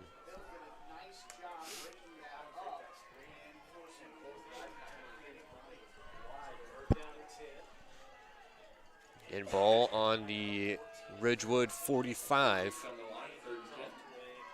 Martinsville first drive of the second half. We are locked up at 14. Herrera drops back once again. He's under pressure. Makes a man stumble a little bit towards the near sideline. Can't get rid of it. He's still on his feet, tackle though. By Franks. Nice run there by Herrera towards the near sideline. He might go all the way. What a run by Herrera. How about, actually, from the line of scrimmage, 38, but that's more like a 55-yard run as he was brought way back. And what a run by Victor Herrera for the Blue Streaks. And, man, the press box up here is heating up. I can hear the coaches upstairs. They're jumping around. But, man, that's the second time Herrera has been able to make a play. I thought Ridgewood had him down in the backfield. He was able to shed the tackle and breaks that one off for a huge Martinsville touchdown. Well, that 20-yard touchdown run there late in the first half, just very similar. Yeah, just very similar. The same thing. Man, he is one hard man to bring down. So that's going to move the Blue Streaks on top by 6 as they'll line it up for the 2-point conversion. Touchdown comes at 8 minutes, 12 seconds. Simons under center, fakes the handoff to Herrera. He's going to shed another tackle there, looking to get rid of it, throws it. No, knocked down. Coverage over there by I believe that's Riley Couture. Sandberg, actually. I think 25 is the one that knocked it down.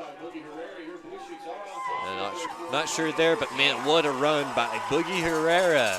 Able to get Martinsville on the board first here in the second half. Huge touchdown run. That's one of the better runs you're going to see here in 8-man football. And we'll take a quick break here as Ridgewood will get set for their first drive of the second half. Martinsville leads by 6 after the touchdown by Herrera. I chose MDH. We moved here and I was researching different places that would allow me to VBAC, have a vaginal birth after C-section. And the doctors here do encourage that. And so I chose that after looking online, and I wouldn't want to deliver anywhere else because they all go above and beyond, and they're so kind and actually care about you.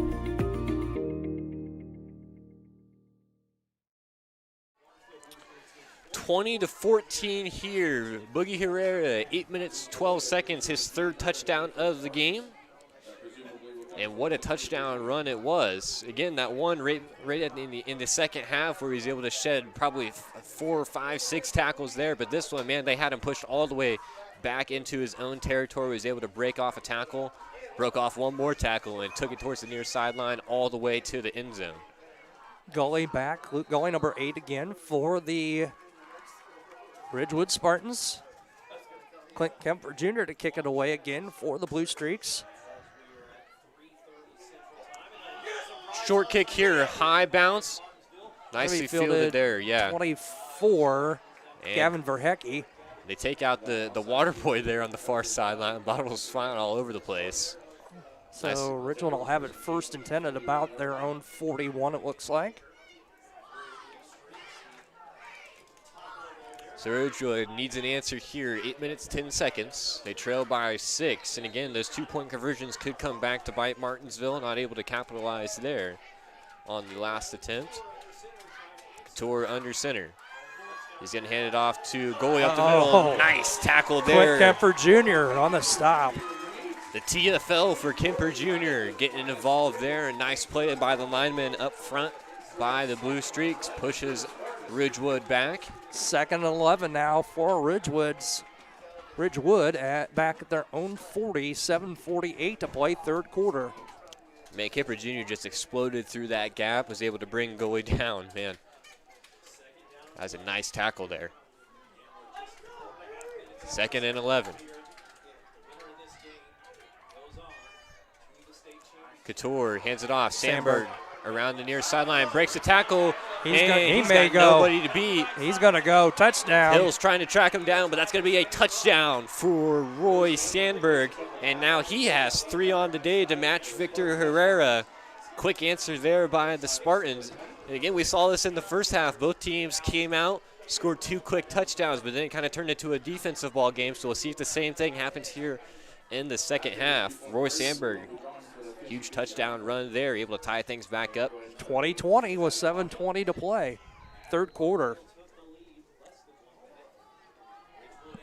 154 yards on 9 carries now for Roy Sandberg. So along with his 3 touchdowns. Couture under center looking to convert the 2-point. He's going to fall down in the backfield. And he and Sandberg tripped as Sandberg went from the far side and motion to the near side. And we're tied again, 20-20, in a very entertaining 8-man semifinal. Yep, so that touchdown run by Sandberg, again, his third of the game, came at 7 minutes, 20 seconds. Let's get through some chats here. We got Indy Sean saying, come on, guys, wrapped up. I think that was on the Victor Herrera run. Likely, yes. And Matthew Mott saying, let's go Spartans, from a Stark County alumni. And we got Levon Nimrick saying, we need Roy to do what he does best, run it. He didn't make the 2023 All-Star list for nothing. Let's go Ridgewood. But, yeah, man, he made good on that run there. Able to take it in for the Spartans. Grandma Pat saying, way to go. Indy Sean saying, nice. David Rock says, let's go Spartans. Nice run, Sandberg. It sure was. We've seen a lot of nice run plays, both Sandberg and Herrera. But, man, those 2 Herrera runs were really something special. Have been dandies. Connor McKeag to kick it away again for the Spartans. Simon's back deep for the Blue Streaks. 7:20, quarter number 3. We're back tied up, 20-20. Fielded at about the 20 by Simons. He's got some room coming to the near side. Simon's going to throw out the stiff arm. He's going to be brought down. I know Martinsville wanted that face mask, but the hands were up around the helmet. He never grabbed a hold of the face mask. Yeah, definitely a little bit of a high tackle, and looks like Dominic Hills kind of got shaken up there on the return. He's might have just got the wind knocked out of him there. Glad to see he was up. I saw him kind of laying down, but yeah, definitely a high tackle there. No flag down. Ball's going to be spotted on the Martinsville, called about 39. Yeah, I know Martinsville fans were pretty upset and wanted a face mask, but the hands never actually got a hold of the mask. It was just up around the helmet. So here we go again, 20-20, 7:10 to play third quarter. This has been one very entertaining afternoon. The play clock down to 5, and Martinsville may have to take a timeout. They will. So that'll leave them with 2. Yeah, not exactly what you want to see there. A little slow to get to the line. I think they're going to come out and check on Hills a little bit. Again, he's a little bit shaken up there on the return. We'll take a quick break here as well. We're listening to TSSR Game Time Live presented by MDH for the I8FA semifinal game. At Western Illinois University, leathernecks don't just blend in. Our purple stands out.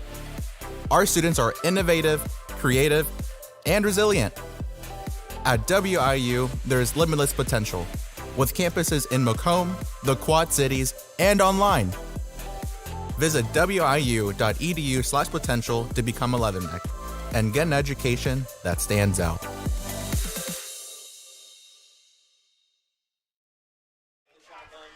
Back here in Martinsville. Herrera back in the shotgun. Oh, he's got a man wide open. Wide open. Catch Number there. 6. LaLoop. He's going to punch that in for a touchdown. 61 yards on the pass play. Herrera to LaLoop, and man, there was not a Spartan within 10 yards of him there. The one-play touchdown drive, and that's what you expect here in 8-man football, man. You see a lot of those. But, man, 20 seconds between scores. What a pass and catch there. Herrera to LaLoop, and Blue Streaks take a lead. 26-20, 7 minutes exactly to play here, third quarter. Herrera is going to be, thought he was going to be brought down, split it out for a second. But he's going to be brought down around 10. 2-point conversion won't go in, but the Herrera to LaLoop connection goes for a long one-play touchdown. 61 yards on that pass play, Herrera to LaLoop. Again, the last touchdown came at 7 minutes, 20 seconds. This one coming at 7 minutes even. We've had 3 touchdowns in the last minute and 12 seconds of play on the clock. Herrera with a 38-yard run at 8:12 to play. Sandberg 60-yard run at 7:20. And now the Herrera to LaLoop pass at the 7-minute mark. See, that's more what we expected here in this 8-man football game. These high-powered offenses. And again, that's the way it looked at the start of half number 1, but kind of turned into a defensive battle there. But both teams coming out of halftime, 3 touchdowns already, only 5 minutes off the clock. But neither team has made good on their 2-point conversions either. So Gully back again for the Ridgewood Spartans, back at his own 25. And getting ready to tee it up again, number 75, Clint Kemper Jr.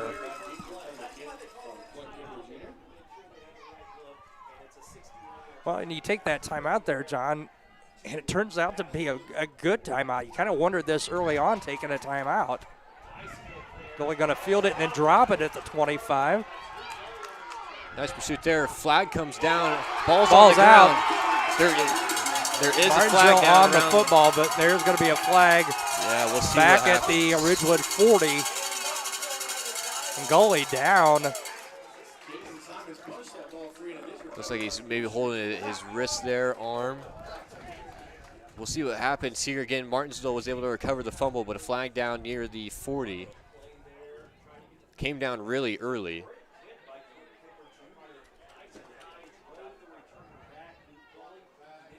So be a block in the back on Ridgewood. So it's going to be Martinsville football here.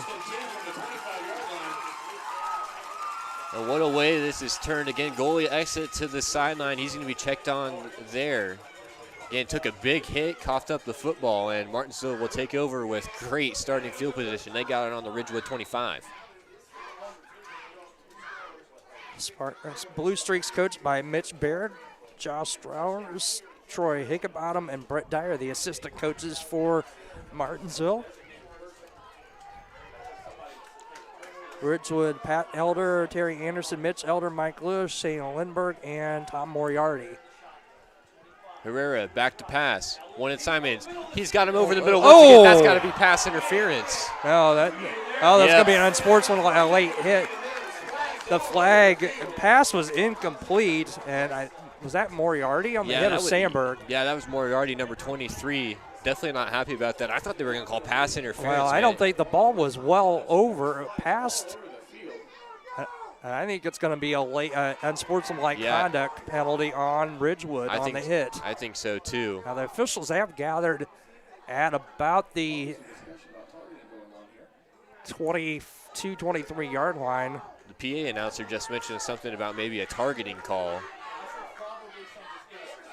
Again, all those flags came out about the same time from every direction. I think every official, there's 1, 2, 3, 4, 5. They're all the flags from every official on the field.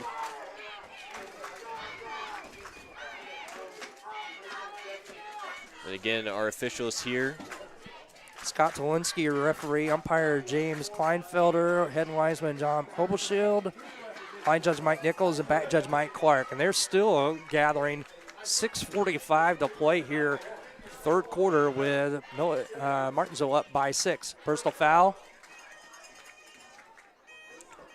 Could be charged to both schools with personal fouls, offsetting. Yeah. Shot block. They're going to say it. Offsetting. Yeah. So they move it right back to the 25. Yeah, we'll kind of just. And replay the down, 1st and 10. Yeah, just start things over. 6 minutes, 45 seconds. And that was a big hit there by Marathi. Coach Baird still talking to the referee. You can see him out there right around the 30-yard line, talking to the white hat official. There's a chop block on Martinsville.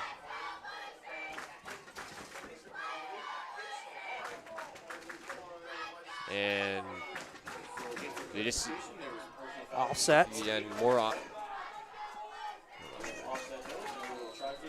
So 1st and 10 again for Martinsville from the Ridgewood 25.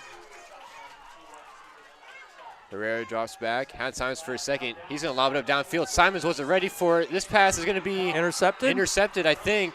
Ridgewood's cheering. That's number 42, Sean Watt. Yeah, I think there's going to be an interception. It sure is. Back. Nope. Inside the 5 at the 4. Man, that was a heck of a catch there by Sean Watt. Able to reel it in for Ridgewood, so they'll take over. Again, that pass was intended for Caden Simons, but he kind of broke inside. Herrera threw it to the outside. Little delay out route there by Simons. He kind of paused at the line of scrimmage. And like you said, a heck of a catch by Sean Watt for Ridgewood. They've got it 1st and 10 from their own 4, down 6.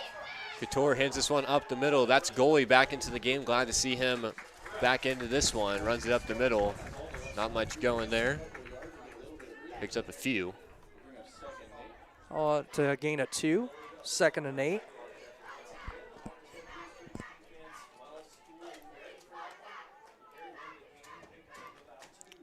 And you can see the scoreboard there. 6 minutes, 13 seconds, 26-20.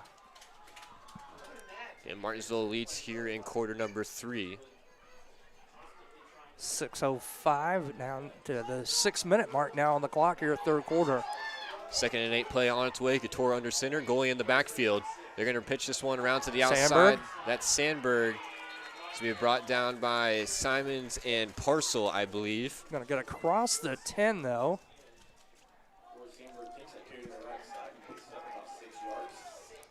Going to be a gain of about 6, they're going to call it. So he's going to be short of the first down. 3rd and about 2 to go. Clock down to 5:30 to play. Big third down here for Ridgewood's 3rd and 2 from their own 12, trailing it by 6. Yeah, this has been a great contest here. I don't know if you can hear the PA announcer trying to get the fans into this one. And Martinsville looking for a stop here. It's going to be a keeper up the middle. Couture breaks the tackle. Still on his feet. Simons wow. Trying to bring him down, but he's going to have the first down. Pushes this thing up past the 30-yard line. Out to about the 31. That was a heck of a run there by Couture. One of the few times he's kept it all night. That's his actual first carry other than the 1 sack. Yeah, that's a gain of 19 on 3rd and 2. Able to make good on his carry there was Couture. Riley Couture, that is. So 1st and 10 now at the Spartan 30 for Ridgewood. 4 minutes, 45 seconds. Spartans working with a fresh set of downs. 1st and 10. Couture will hand it. No, he's or got to no. throw. He's got a man. Moriarty. Big catch downfield by Moriarty. Man, he had me fooled on that play fake too, but a big reception downfield. Couture to Moriarty pushes it past the 50 up close to the Martinsville 40. They're going to mark him down about the 38. 29 on the pass play. Third catch from Moriarty on the afternoon. Pretty nice. 65 yards. Pretty nice ball thrown there by Riley Couture. 4:20 to play. First and 10, as you said, John, with the ball at the 42 at Martinsville for Ridgewood. Couture hands off up the middle. Sandberg. Flag comes down flag once came down again. early. Going to a legal false start or a legal procedure. Looks like it's going to be on the Spartans. False start. So first and 15 now for Ridgewood at the Blue Street 47. So clock will start to run once again, just over 4 minutes to go here in the third quarter. Again, Martinsville touchdown to go up was the pass play to the loop at 7 minutes, 20 seconds. Couture will hand this one off to Sandberg up the middle, makes a man miss towards the far sideline. Simons is going to push him out of bounds. Inside the 30, close to the 25. That's going to be a first down for Ridgewood, and this drive will continue moving on. 3 minutes, 37 seconds. The clock stops. Ball spotted on the Martinsville 25. So a gain from the 47 to the 25. 18.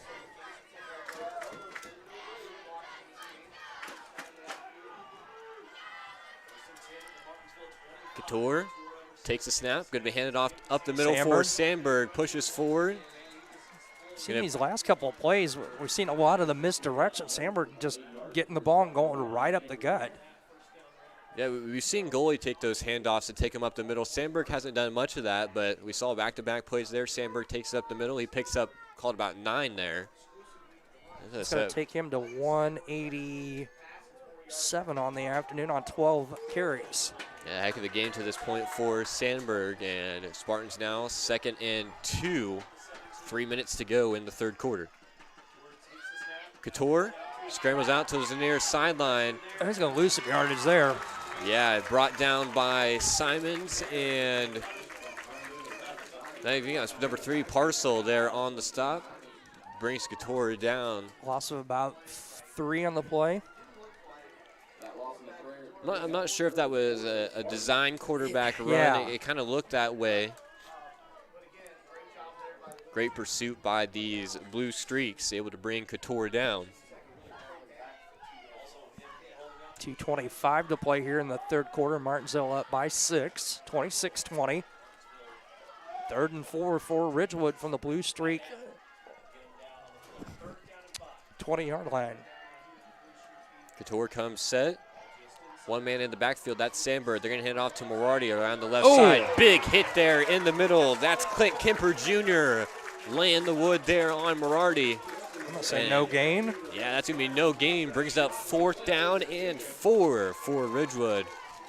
Huge hit there in the gap by Kemper Jr. Clock down to 1:50 to play here in third quarter.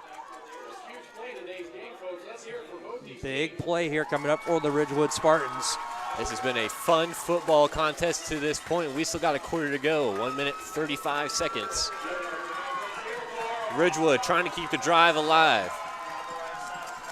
Ball spotted on about the 18-19. Couture hands it off. Sandberg going to be brought down by a sea of Blue Streaks. It's Kemper, Simons, and LaLoop on the stop.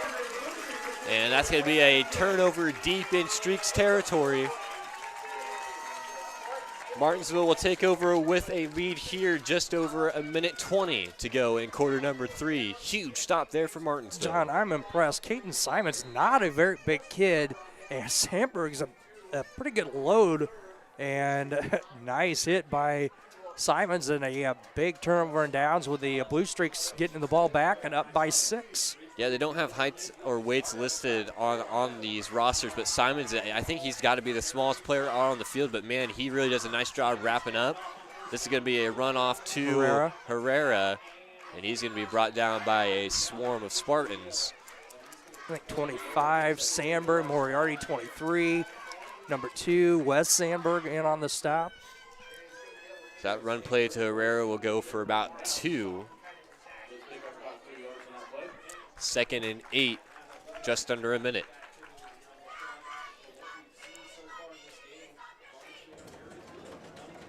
Got to keep the ball rolling here if you're Martinsville.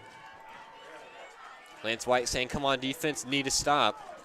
Yeah, definitely don't want to let this Martinsville team go up 2 touchdowns this late in the game. Simons hands it off up the middle to Herrera. He's going to have maybe a yard or 2 there. Looks like, who made that stop? Sandberg again. It looks like maybe number 25.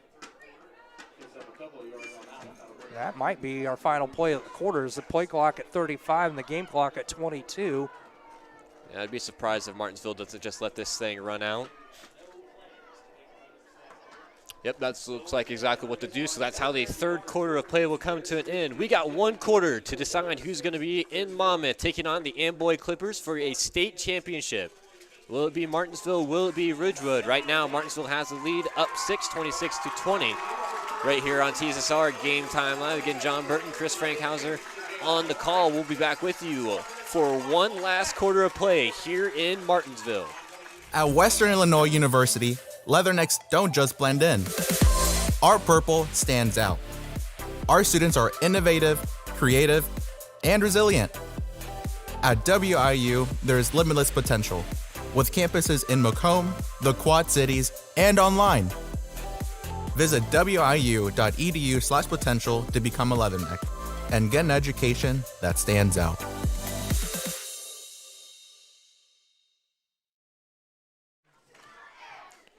So back here in Martinsville, you see the Blue Streaks and the Spartans both there on your screen. Spartans towards the top in the white jerseys. Both teams huddling as the third quarter just came to an end.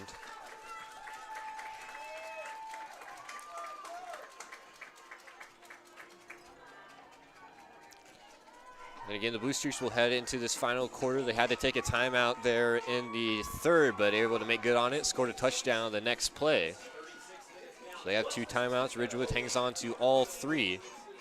Matthew Mont again in the chat saying, let's go Spartans.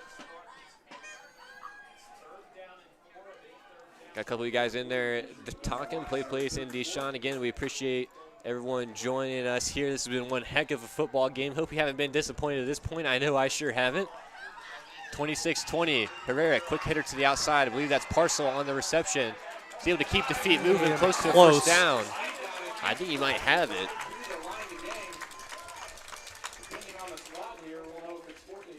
It's going to be close. It's a first down. Parcel able to make the moves after the catch, and that'll be the first first down of the fourth quarter. Herrera to Parcel on the pass. 11:40 to play, 11:45 to play here. 26-20. Martinsville on top. And what you said, like you said, John, this has been a heck of an entertaining football game this afternoon. Yeah, absolutely. It's been worth the drive down here to this point. Again, both these teams playing for a chance to take on the Amboy Clippers. Again, Ridgewood played them pretty close during the regular season. Martinsville not so much, but man, this team is looking good here today. Simons around the outside. He's going to be brought down by Sandberg. Roy Sandberg. He's going to have about a 12-yard gain and a first down. Yeah, Simons was brought down a little awkward there. He's holding his left knee.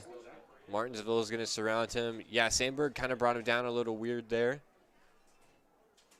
We'll take a quick break here on TSSR Game Time Live as Simons is being checked on right now. I went through MDH when we were trying to get pregnant. We were struggling the first year, and then when we got pregnant, I stayed at MDH and through labor and now for pediatrics. My experience was nothing short of phenomenal. I was met with amazing staff members who helped me through concerns that I had when she was first born, helping me learn how to be a new mom. It was really reassuring and comforting knowing that I had so much support and kindness around me. My entire pregnancy at MDH was amazing. After my appointment that day, I just made up my mind that I'm going to have my baby here in Macomb and this hospital, because irrespective of where you're from, who you are, it's just their line of duty to make sure they give care, make you comfortable. I told about the staff of MDH, you know, they're all good. And you get all the support you need. This is just the best place for you and your family. Back here at Martinsville High School, you see Caden Simons there being helped off the field. Again, looks like a left leg injury. You can see he's definitely grimacing on his face a little bit there. That's going to be a huge hit for this Martinsville team. Getting that 1-2 punch of Herrera and Simons. And he was the one that came up with a big 4th down stop on Sandberg on Ridgewood's last possession. Yeah, on both sides of the ball for Caden Simons. They say that's going to be a huge loss. We'll see what player steps up on. We see number 10, Gabe Griffin, taking some snaps over here on the Blue Streak sideline. Yeah, you can kind of see him there kind of behind the scoreboard on the bottom of your screen. So maybe we'll see if they can get.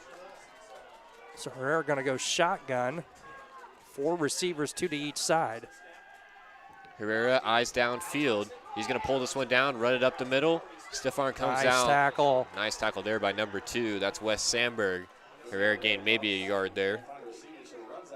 225 yards on 19 carries for Herrera.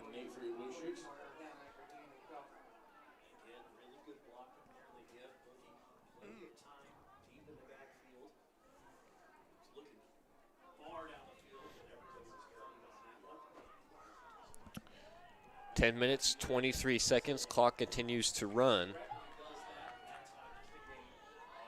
Again, we saw Gabe Griffin, the freshman, number 10, taking some snaps on the sideline. Haven't seen him in the game quite yet.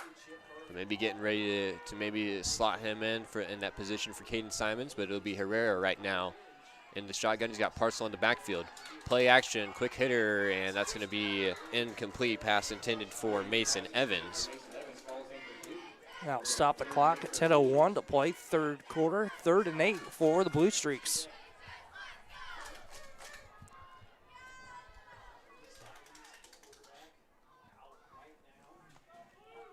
Again, yeah, Simon's still being tended to here on the near sideline. But this Martinsville team can't lose focus. You know that's a key player on this Blue Streak squad, but you got to keep things rolling here. You got to be able to punch your ticket here.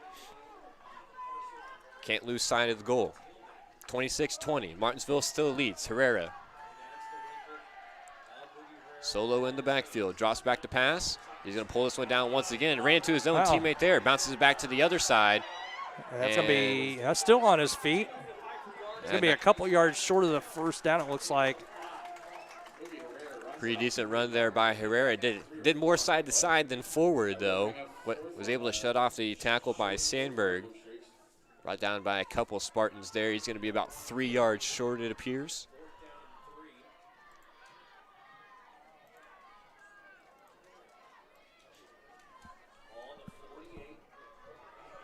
Fourth and three. Huge play for Martinsville, trying to keep this drive alive.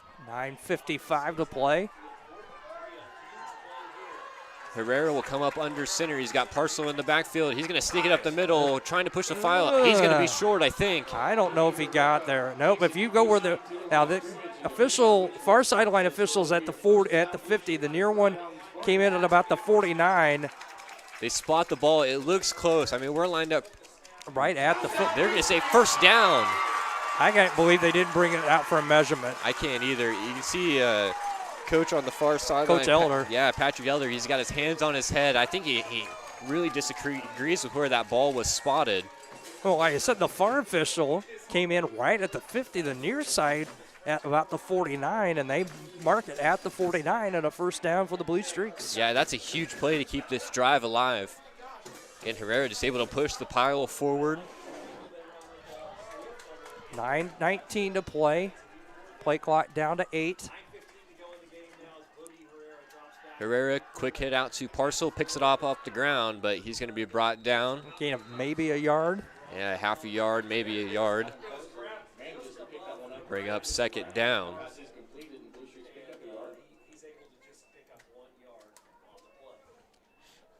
8:50 to play, fourth quarter.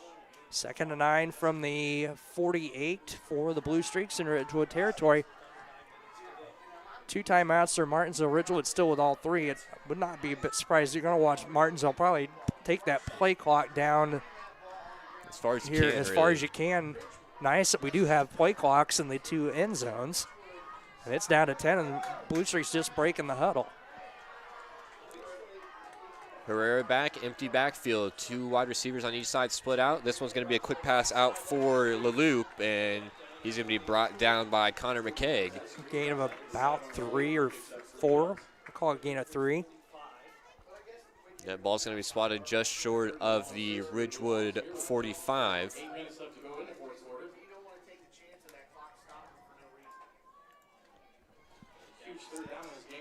Clock rolls under 8 minutes.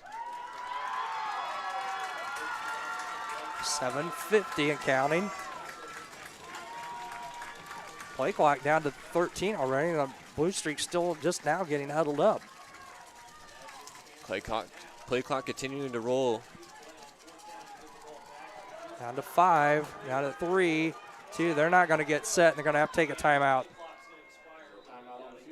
Their second timeout of the half here with 7:29 to play in the fourth. Timeout on the field will take one as well. Martinsville faced with a 3rd and 6. 7 minutes, 30 seconds to go here in the final quarter of action. You're listening to TSSR Game Time Live, presented by MDH. There's been a lot of rewarding parts working at McDonough District Hospital. I've had patients come to me that maybe have not had care in the community, care available. So with the addition of nurse practitioners lately, we've been able to add more care, and that's very rewarding to me. My hope is that when the patients leave at the end of an appointment, they leave and they definitely feel like they've been listened to, and they feel like their needs have been met, their cares have been met, and that they're going to get the proper treatment that they deserve from me as a provider. Back here at Martinsville High School. Martinsville still hanging on to this lead by 6. 7 minutes, 30 seconds to go.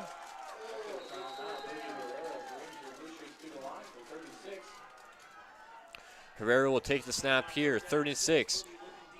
Nice comeback route there. Pass is broken up, intended for LaLoop. 42, Sean Watt on the coverage and hit.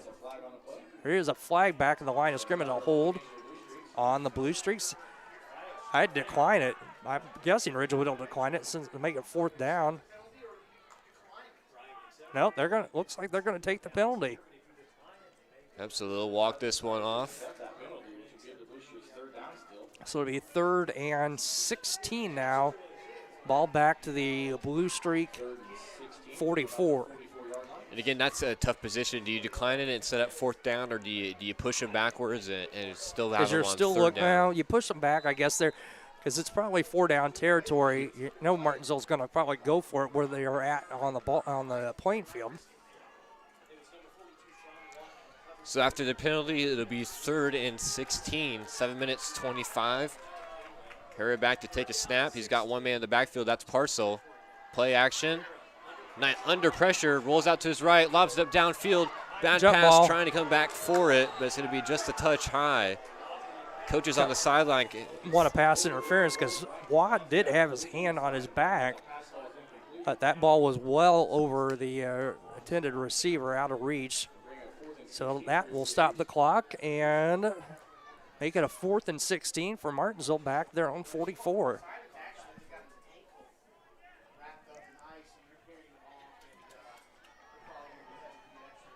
Looks like an ankle injury for Mr. Simon from Martinsville. Yeah, I would say pretty doubtful to return to this game. I think they just said they carted him off. Martinsville's going to elect to punt this one away. And that's got to take a nice bounce. Going to be Nice run, fielded gonna be by fielded. Watt. He's Yeah. going to run out of bounds at the 20. So the Spartans will have a drive here starting on their own about 20-yard line. 7:07 to play, 3 timeouts, and a 6-point deficit to the Blue Streaks. Yeah, did a pretty nice job keeping Martinsville in check there after the injury to Simons. Picked up 1 first down after that, but not, its offense looks a lot different without him in the game. So now Ridgewood set up. the drive to tie things up or a chance to take the lead. It'll start at their own 20. Couture handoff to, I believe that's Sandberg up the middle. He's going to get across the 25 out to about the 26 or so.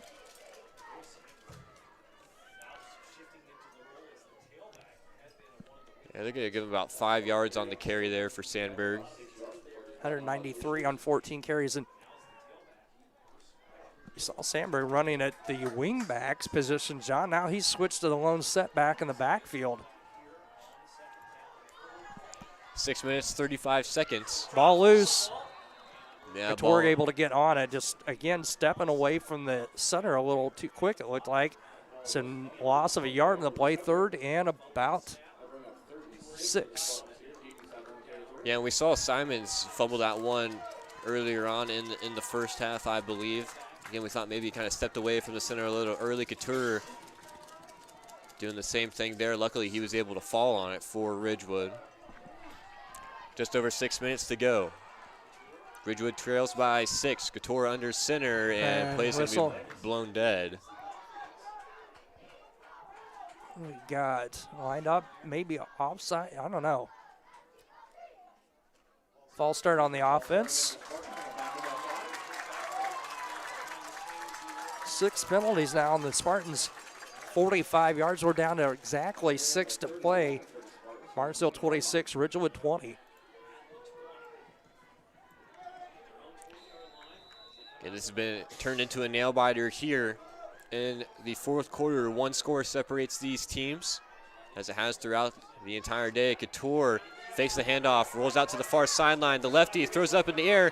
Chance for an interception by LaLuke. Nicely broke up there. Pass intended for Sandberg. And Sandberg had to go from receiver to defensive back there to break it up, and that's going to be incomplete. 5:45 to play, 4th and 11. For Ridgewood. Yeah, Spartans lucky that thing didn't turn into a loop interception, but now with just They're going to punt it away. They have to, this deep. Just under 6 minutes to play. Spartans are going to look to punt this one away, I would believe. Gavin Verhecke back to punt it away for the Spartans. No one back to receive this punt for Martinsville. Verhecke fields it. Nice kick. Nice kick downfield. Looks like this one's going to roll up past the 50, close to the 40. Inside the 40 to about the 38, 39-yard line. So pretty decent punt there, and Martinsville will take over. Again, 5 minutes, 34 seconds here, trying to hang on to this lead. Again, the junior Caden Simons came out of the game that last drive, holding the left ankle, left leg area. I believe he's been taken off the field, so we'll see what Martinsville can get done here, missing one of their key skill players.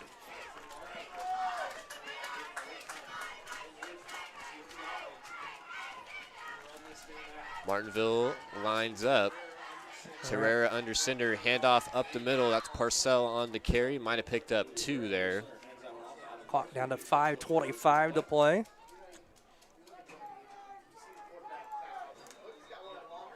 And timeout, officials timeout as the helmet popped off. Number 2, Wes Sandberg. And I thought if the helmet comes off, you have to sit out a play, right? I thought, yep, he's going to have to. So you're going to see number 21 check into the ball game, Taylor Snook. We've got Safray Carlin in the chat saying, looks like a fantastic finish brewing. Good luck to both teams. See you Friday. We'll see you as well, Safray Carlin. Of course, we will be broadcasting that game. The winner of this game will take on Amboy. Clock under 5 to go, 4:56 and counting.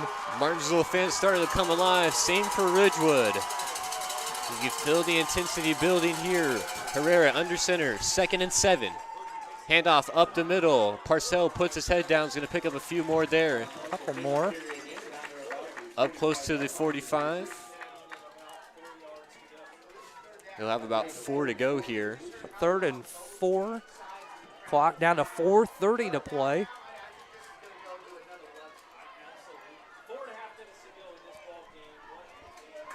Four minutes, 20 seconds. Again, Martinsville trying to hang on here. Trying to make it to Monmouth.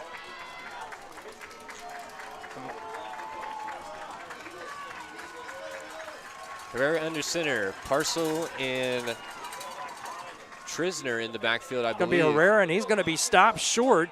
Taylor snuck shooting in. It broke up the play and wrapped up by Watt. Timeout taken by Ridgewood, their first, with 3:55 to play. And a loss of a yard on the play for Herrera. Yep, Herrera loses a yard. We'll keep it here this late in the game. 3 minutes, 55 seconds, 4th and 5. We'll see what Martinsville elects to do here if they decide to punt the ball away right away, give it back to Ridgewood, try to pin him back towards the end zone, or maybe go for it here, keep the drive alive, and run some more time off the clock. You risk. I don't know. I think you got to punt this one away. I think you do too, John. Just too much of a risk here. If you don't get it, you're setting Ridgewood up on your side of the football field. Yeah. You know, maybe if it was only, 1, 2, 3 yards to go, maybe you think about it. But I think they're going to punt it away.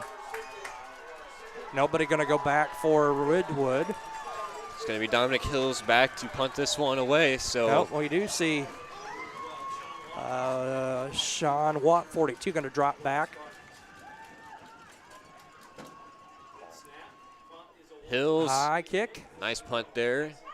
He's going to tail towards the sideline, comes out of bounds at about the 27.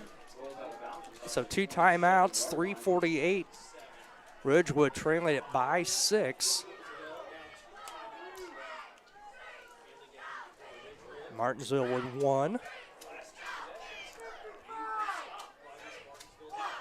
And again, we saw both teams' offenses exploding there in the third quarter, put up 3 touchdowns between them.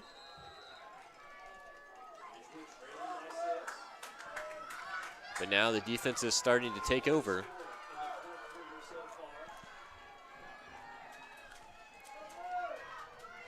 Again, Ridgewood starts this drive on about the 27. 1st and 10, 3 minutes, 48 seconds. Couture, handoff to Sandberg up the middle, and he's going to have a nice gain of about 6 or 7. Yep, brought down by number 3, that's Parcel. Also Kemper Jr.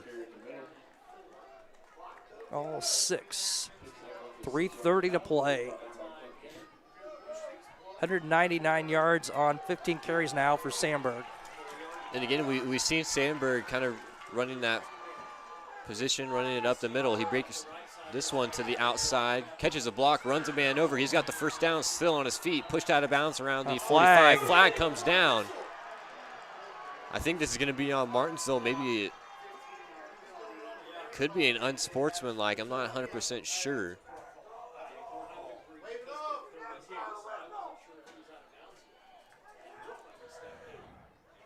Yep, personal foul on Martinsville. That's huge. That's going to go at the end of the play.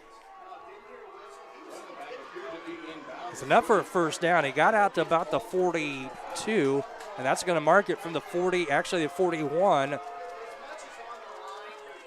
Mark off the unsportsmanlike call to the Blue Streaks Blue there. Streaks 30, no, Blue Streaks 44-yard line. I tell you, the Martinsville fans sitting in front of us definitely not happy about that one. 3:10 to go, 6-point deficit for Ridgewood. Martinsville on top, 26-20. Ridgewood has the ball now after the penalty on the Martinsville about 44. Ball on the ground. Again. Couture jumps on it. And that was that pulling off that right side. Pulled and made contact with Couture as he was getting the snap from center. Yeah, loss of a yard.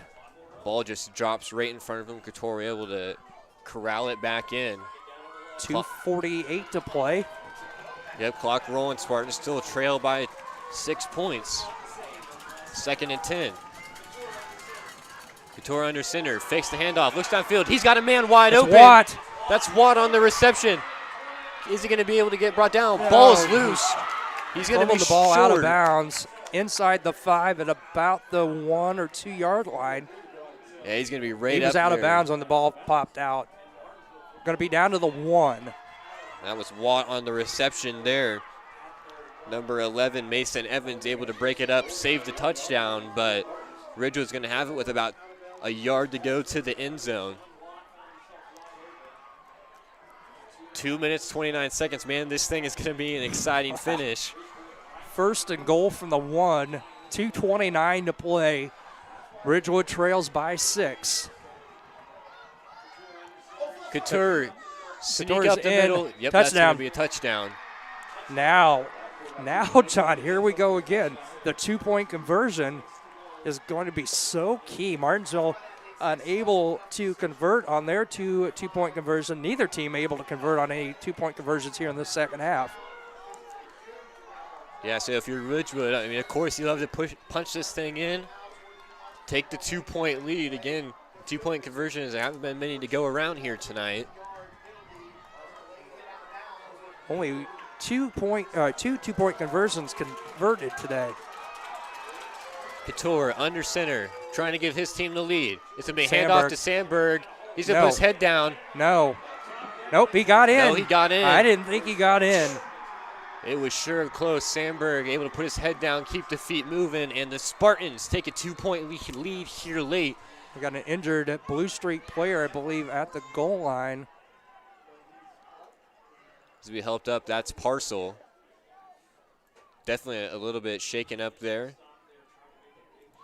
We'll take a quick break here. Touchdown and 2-point conversion come at 2 minutes, 26 seconds. Martinsville now trails by 2 here at Martinsville High School. You're listening to TSSR Game Time Live, presented by MDH. I went through MDH when we were trying to get pregnant. We were struggling the first year, and then when we got pregnant, I stayed at MDH and through labor and now for pediatrics. My experience was nothing short of phenomenal. I was met with amazing staff members who helped me through concerns that I had when she was first born, helping me learn how to be a new mom. It was really reassuring and comforting knowing that I had so much support and kindness around me. My entire pregnancy at MDH was amazing. Back here in Martinsville High right now, Ridgewood Spartans lead by 2, 28-6. We got a lot of Spartans fans in the chat. Starting to get a little crazy. Sebastian Meyer, Lance White, Indy Sean, Grandma Pat, Lavone Nimrick, Play Place, and Janet Arrington.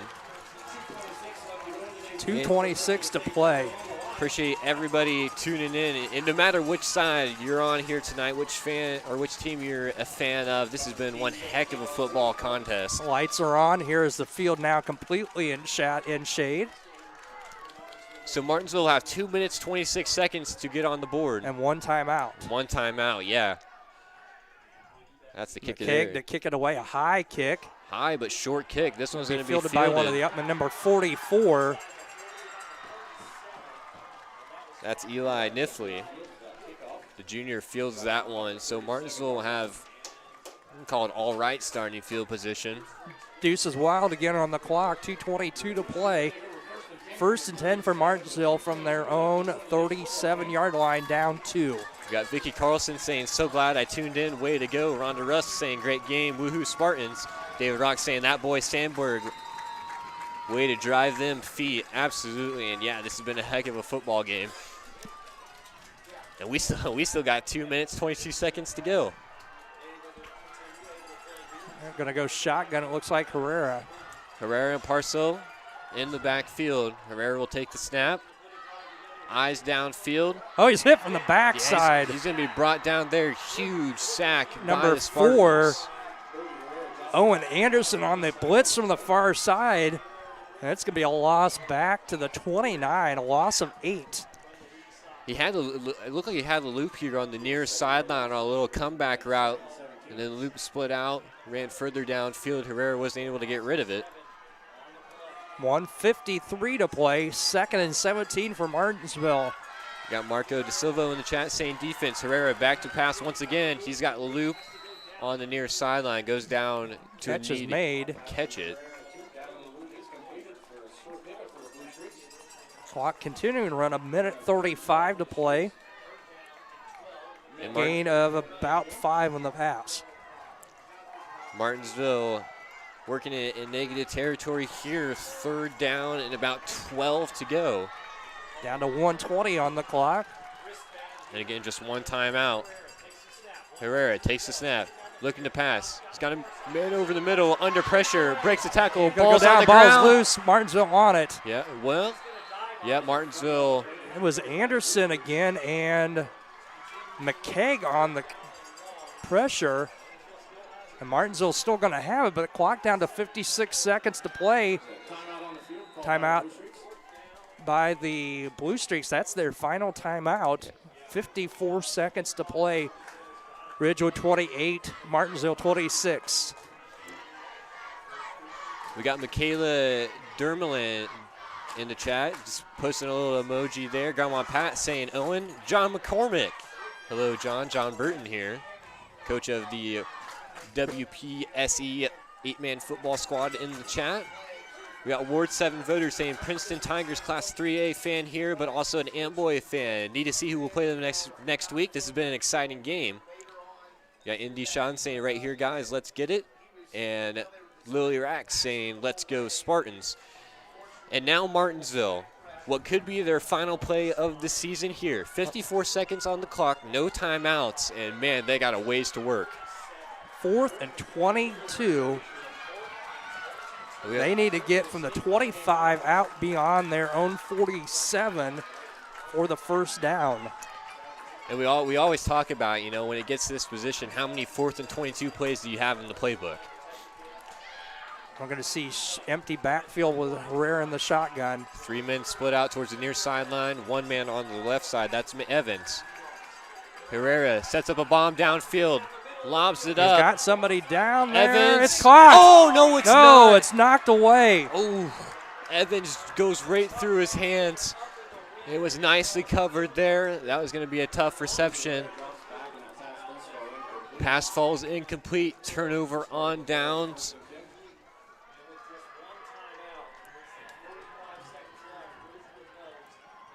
Two timeouts for Ridgewood, but they are not going to need them here.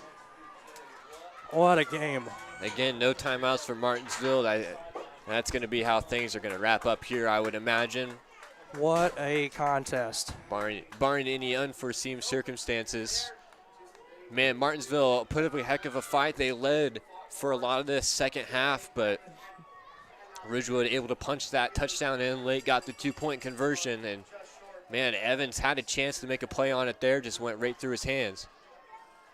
And Ridgewood will take the victory formation here. Again, 45 seconds, no timeout. They'll take 2 snaps here and punch their ticket to Monmouth. Man, what a game, Chris. It's been fantastic. Both sides. Hate to see a loser in a game like this, but Ridgewood's going to move on and take on have a rematch, as we talked about, with Amboy Friday night in Monmouth. Yeah, and this Ridgewood team, again, they played a 4-point game. Yeah, a 4-point game against Amboy earlier on in the regular season, so it should be an exciting state championship matchup. You got to feel bad for Martinsville. They played great all game. And again, you got to think about how big that injury to Caden Simons was, again, on both sides of the ball. Took a lot of snaps in at QB, snaps at that slot receiver position, and had some huge tackles. But that doesn't take anything away from this Ridgewood Spartans team. They have been rolling here as of late, and they will take on the Amboy Clippers next Friday night. Kickoff at 7 o'clock. Again, that will be right here on this very same YouTube channel, the Hulett PubliPro LLC YouTube channel, right here on TSSR Game Time Live. As you see the teams on the court here and shaking hands. Hoping to get a word. We talked to both head coaches, so we're hoping to get a word with Coach Elder here briefly, as we all got a long drive home tonight. Yes, we sure do. Chat going crazy here. A lot of people, a lot of Spartans fans in the chat. Lance White says, proud of these guys. Looking forward to the rematch. Me as well. It should be a fun one. Again, that was about the closest game Amboy played all season against these Ridgewood Spartans. Every other game was, 20, 30, 40 points. Let's get through some more of these here. Sebastian Meyer saying, my boy Coach Mitch Elder with the dub. Yep, we hope to get Coach Elder up here for a little post-game interview. Yep, Coach Pat Elder and Mitch Elder up. Hopefully get to talk to the head man, Pat Elder, here in just a little bit, as Ridgewood's going to head to the south end of the stadium. Hopefully he remembers to come up. Yeah, hopefully. I would not blame him if he forgets to come up. Yeah, we'll stick around a little bit. We will stick around for a little bit and see if we can get a couple words with Coach Elder. We got Ward 7 voters saying, great job, both teams. You played with heart and left it all on the field. Absolutely. You can't put it much better than that. We got Joe Seago in the chat saying, way to go, Ridgewood Spartans. Leanne Walsh saying, woot woot. Zafray Carlin, tough battle, Martinsville. Best of luck next season. Yeah, and we talked about this Martinsville team earlier on. They're very young. Yeah, very young team. Only 4, I think we counted 4 seniors on this squad. 4, I think 5, actually, when I recounted. Yeah, but again, just a young Martinsville squad. And again, for a school that only has 99 students, they have a great facility and one heck of a football team here. So definitely things to build for in the future. We got Storm Teen in the chat saying, go be Amboy Fortis. I'm number 48 from Polo. Yeah, some of the Polo players type it in there. Again, they lost to Amboy here today after second straight year losing in the semifinals for Polo. But, man, they have been a powerhouse here in the 8-man conference for sure. Always threats to make a run towards the championship. Evan Riley says Amboy versus Ridgewood will be a classic. It's like maybe Coach Elder talking with some of the maybe Quad City TV crews that made the trip down here. Yeah, like I said, hopefully we can get a word with Coach Elder after this one.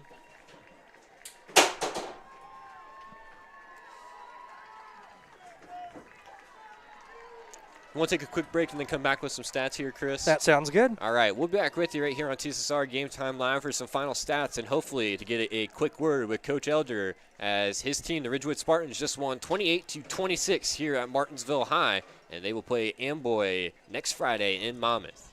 There's been a lot of rewarding parts working at McDonough District Hospital. I've had patients come to me that maybe have not had care in the community, care available. So with the addition of nurse practitioners lately, we've been able to add more care, and that's very rewarding to me. My hope is that when the patients leave at the end of an appointment, they leave and they definitely feel like they've been listened to and they feel like their needs have been met, their cares have been met, and that they're going to get the proper treatment that they deserve from me as a provider.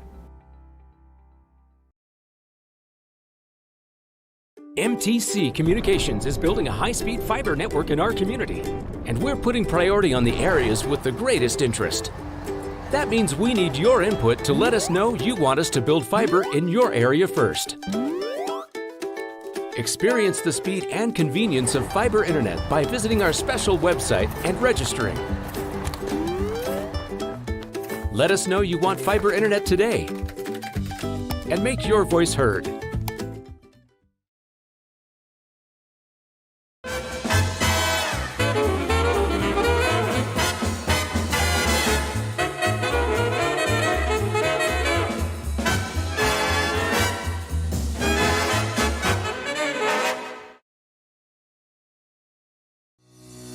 Since 1958, McDonough District Hospital has proudly served the residents of West Central Illinois. At Western Illinois University, leathernecks don't just blend in. Our purple stands out. Our students are innovative, creative, and resilient. At WIU, there's limitless potential, with campuses in Macomb, the Quad Cities, and online. Visit wiu.edu/potential to become a leatherneck and get an education that stands out.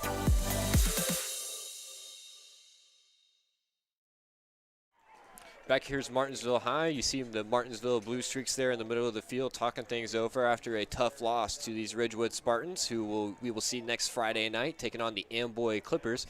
Again, John Burton, Chris Frankhauser on the call. Noah up running the camera. We'll go over some final stats here and hope to catch a quick word with Coach Elder. Hasn't quite made his way up here yet. They're down in the end zone. Doing pictures, team pictures and stuff. So he's a busy man He's tonight. a busy man. We'll hang on here for a little bit, as you said, but don't blame Coach Elder for if he doesn't make it up here. First, we'll start off with Martinsville. They ended a fine season at 9-3. Victor Herrera. Oh, here, yep. Coach Elder's coming up. We'll drop that down to him. All right. Coach, congratulations. What a football game this afternoon. Yeah, it was a battle. It was a battle, man. I mean, just Wow, from Martinsville. Their kids, they played their tails off, and either team that won deserved to. We made enough plays at the end, and we were able to get one more 2-point. Well, it started off, I thought we were going to see like a video game score here in the you guys both scored early on, and then the defense has really kind of settled in there the rest of the first half. Yeah, exactly. That's the exact phrase I would have used. Once both teams settled in, it was kind of a slog. That's the least amount of points we've been held to in 2 years. It's credit to Martinsville on that, but it was a slog. They got down there once and turned it over, and, we got tackled at the 1 to end the half. Those were, other than that, it was, like I said, it was a battle. It was a well-fought game, for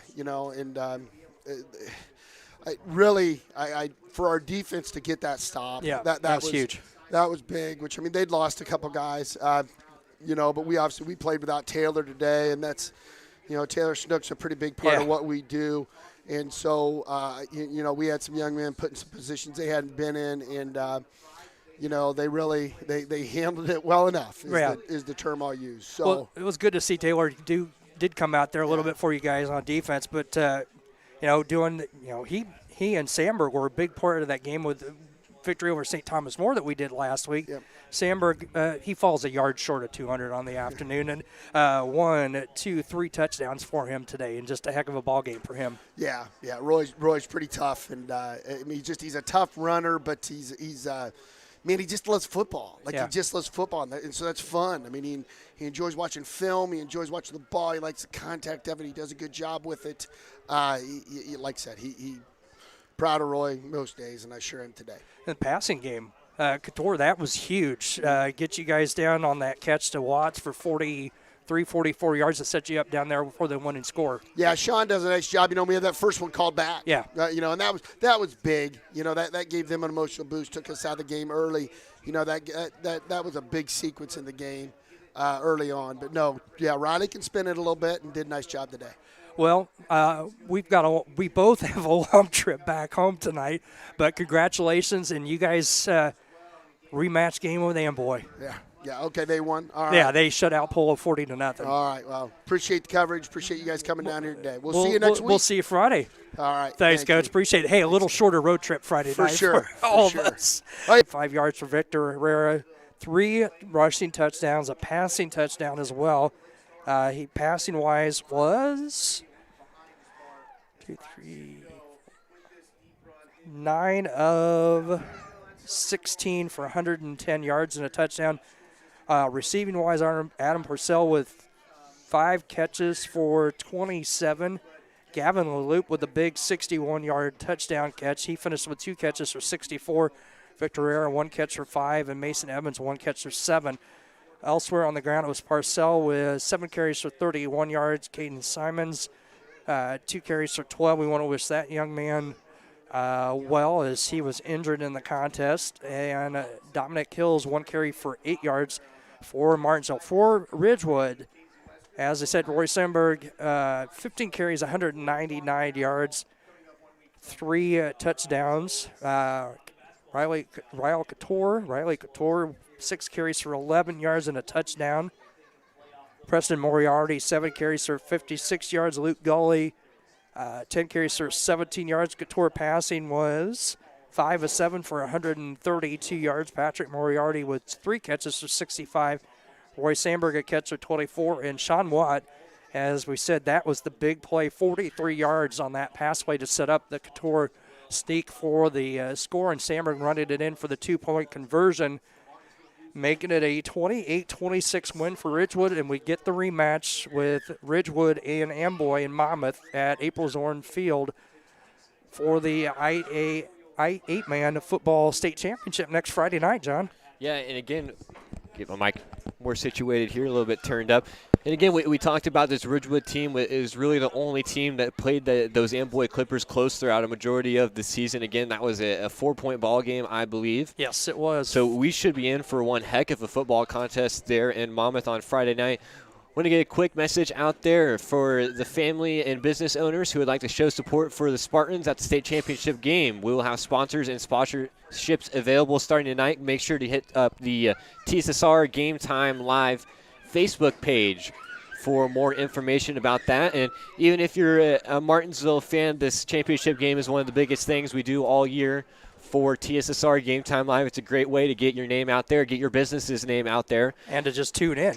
Yeah, absolutely. Nothing else, tune in. Yeah. It should be an entertaining game Friday night in Monmouth, at Monmouth College. Yep, so how about we get ready to get things wrapped up here again. We appreciate everybody who stuck around here. It was a great football contest here at Martinsville. Again, final score, Ridgewood Spartans 28, Martinsville Blue Streaks 26. So for John Burton, Chris Frankhauser, and Noah Up running the camera, this has been TSSR Game Time Live's presentation of I8FA semifinal football, and we will catch you next Friday night at 7 in Monmouth.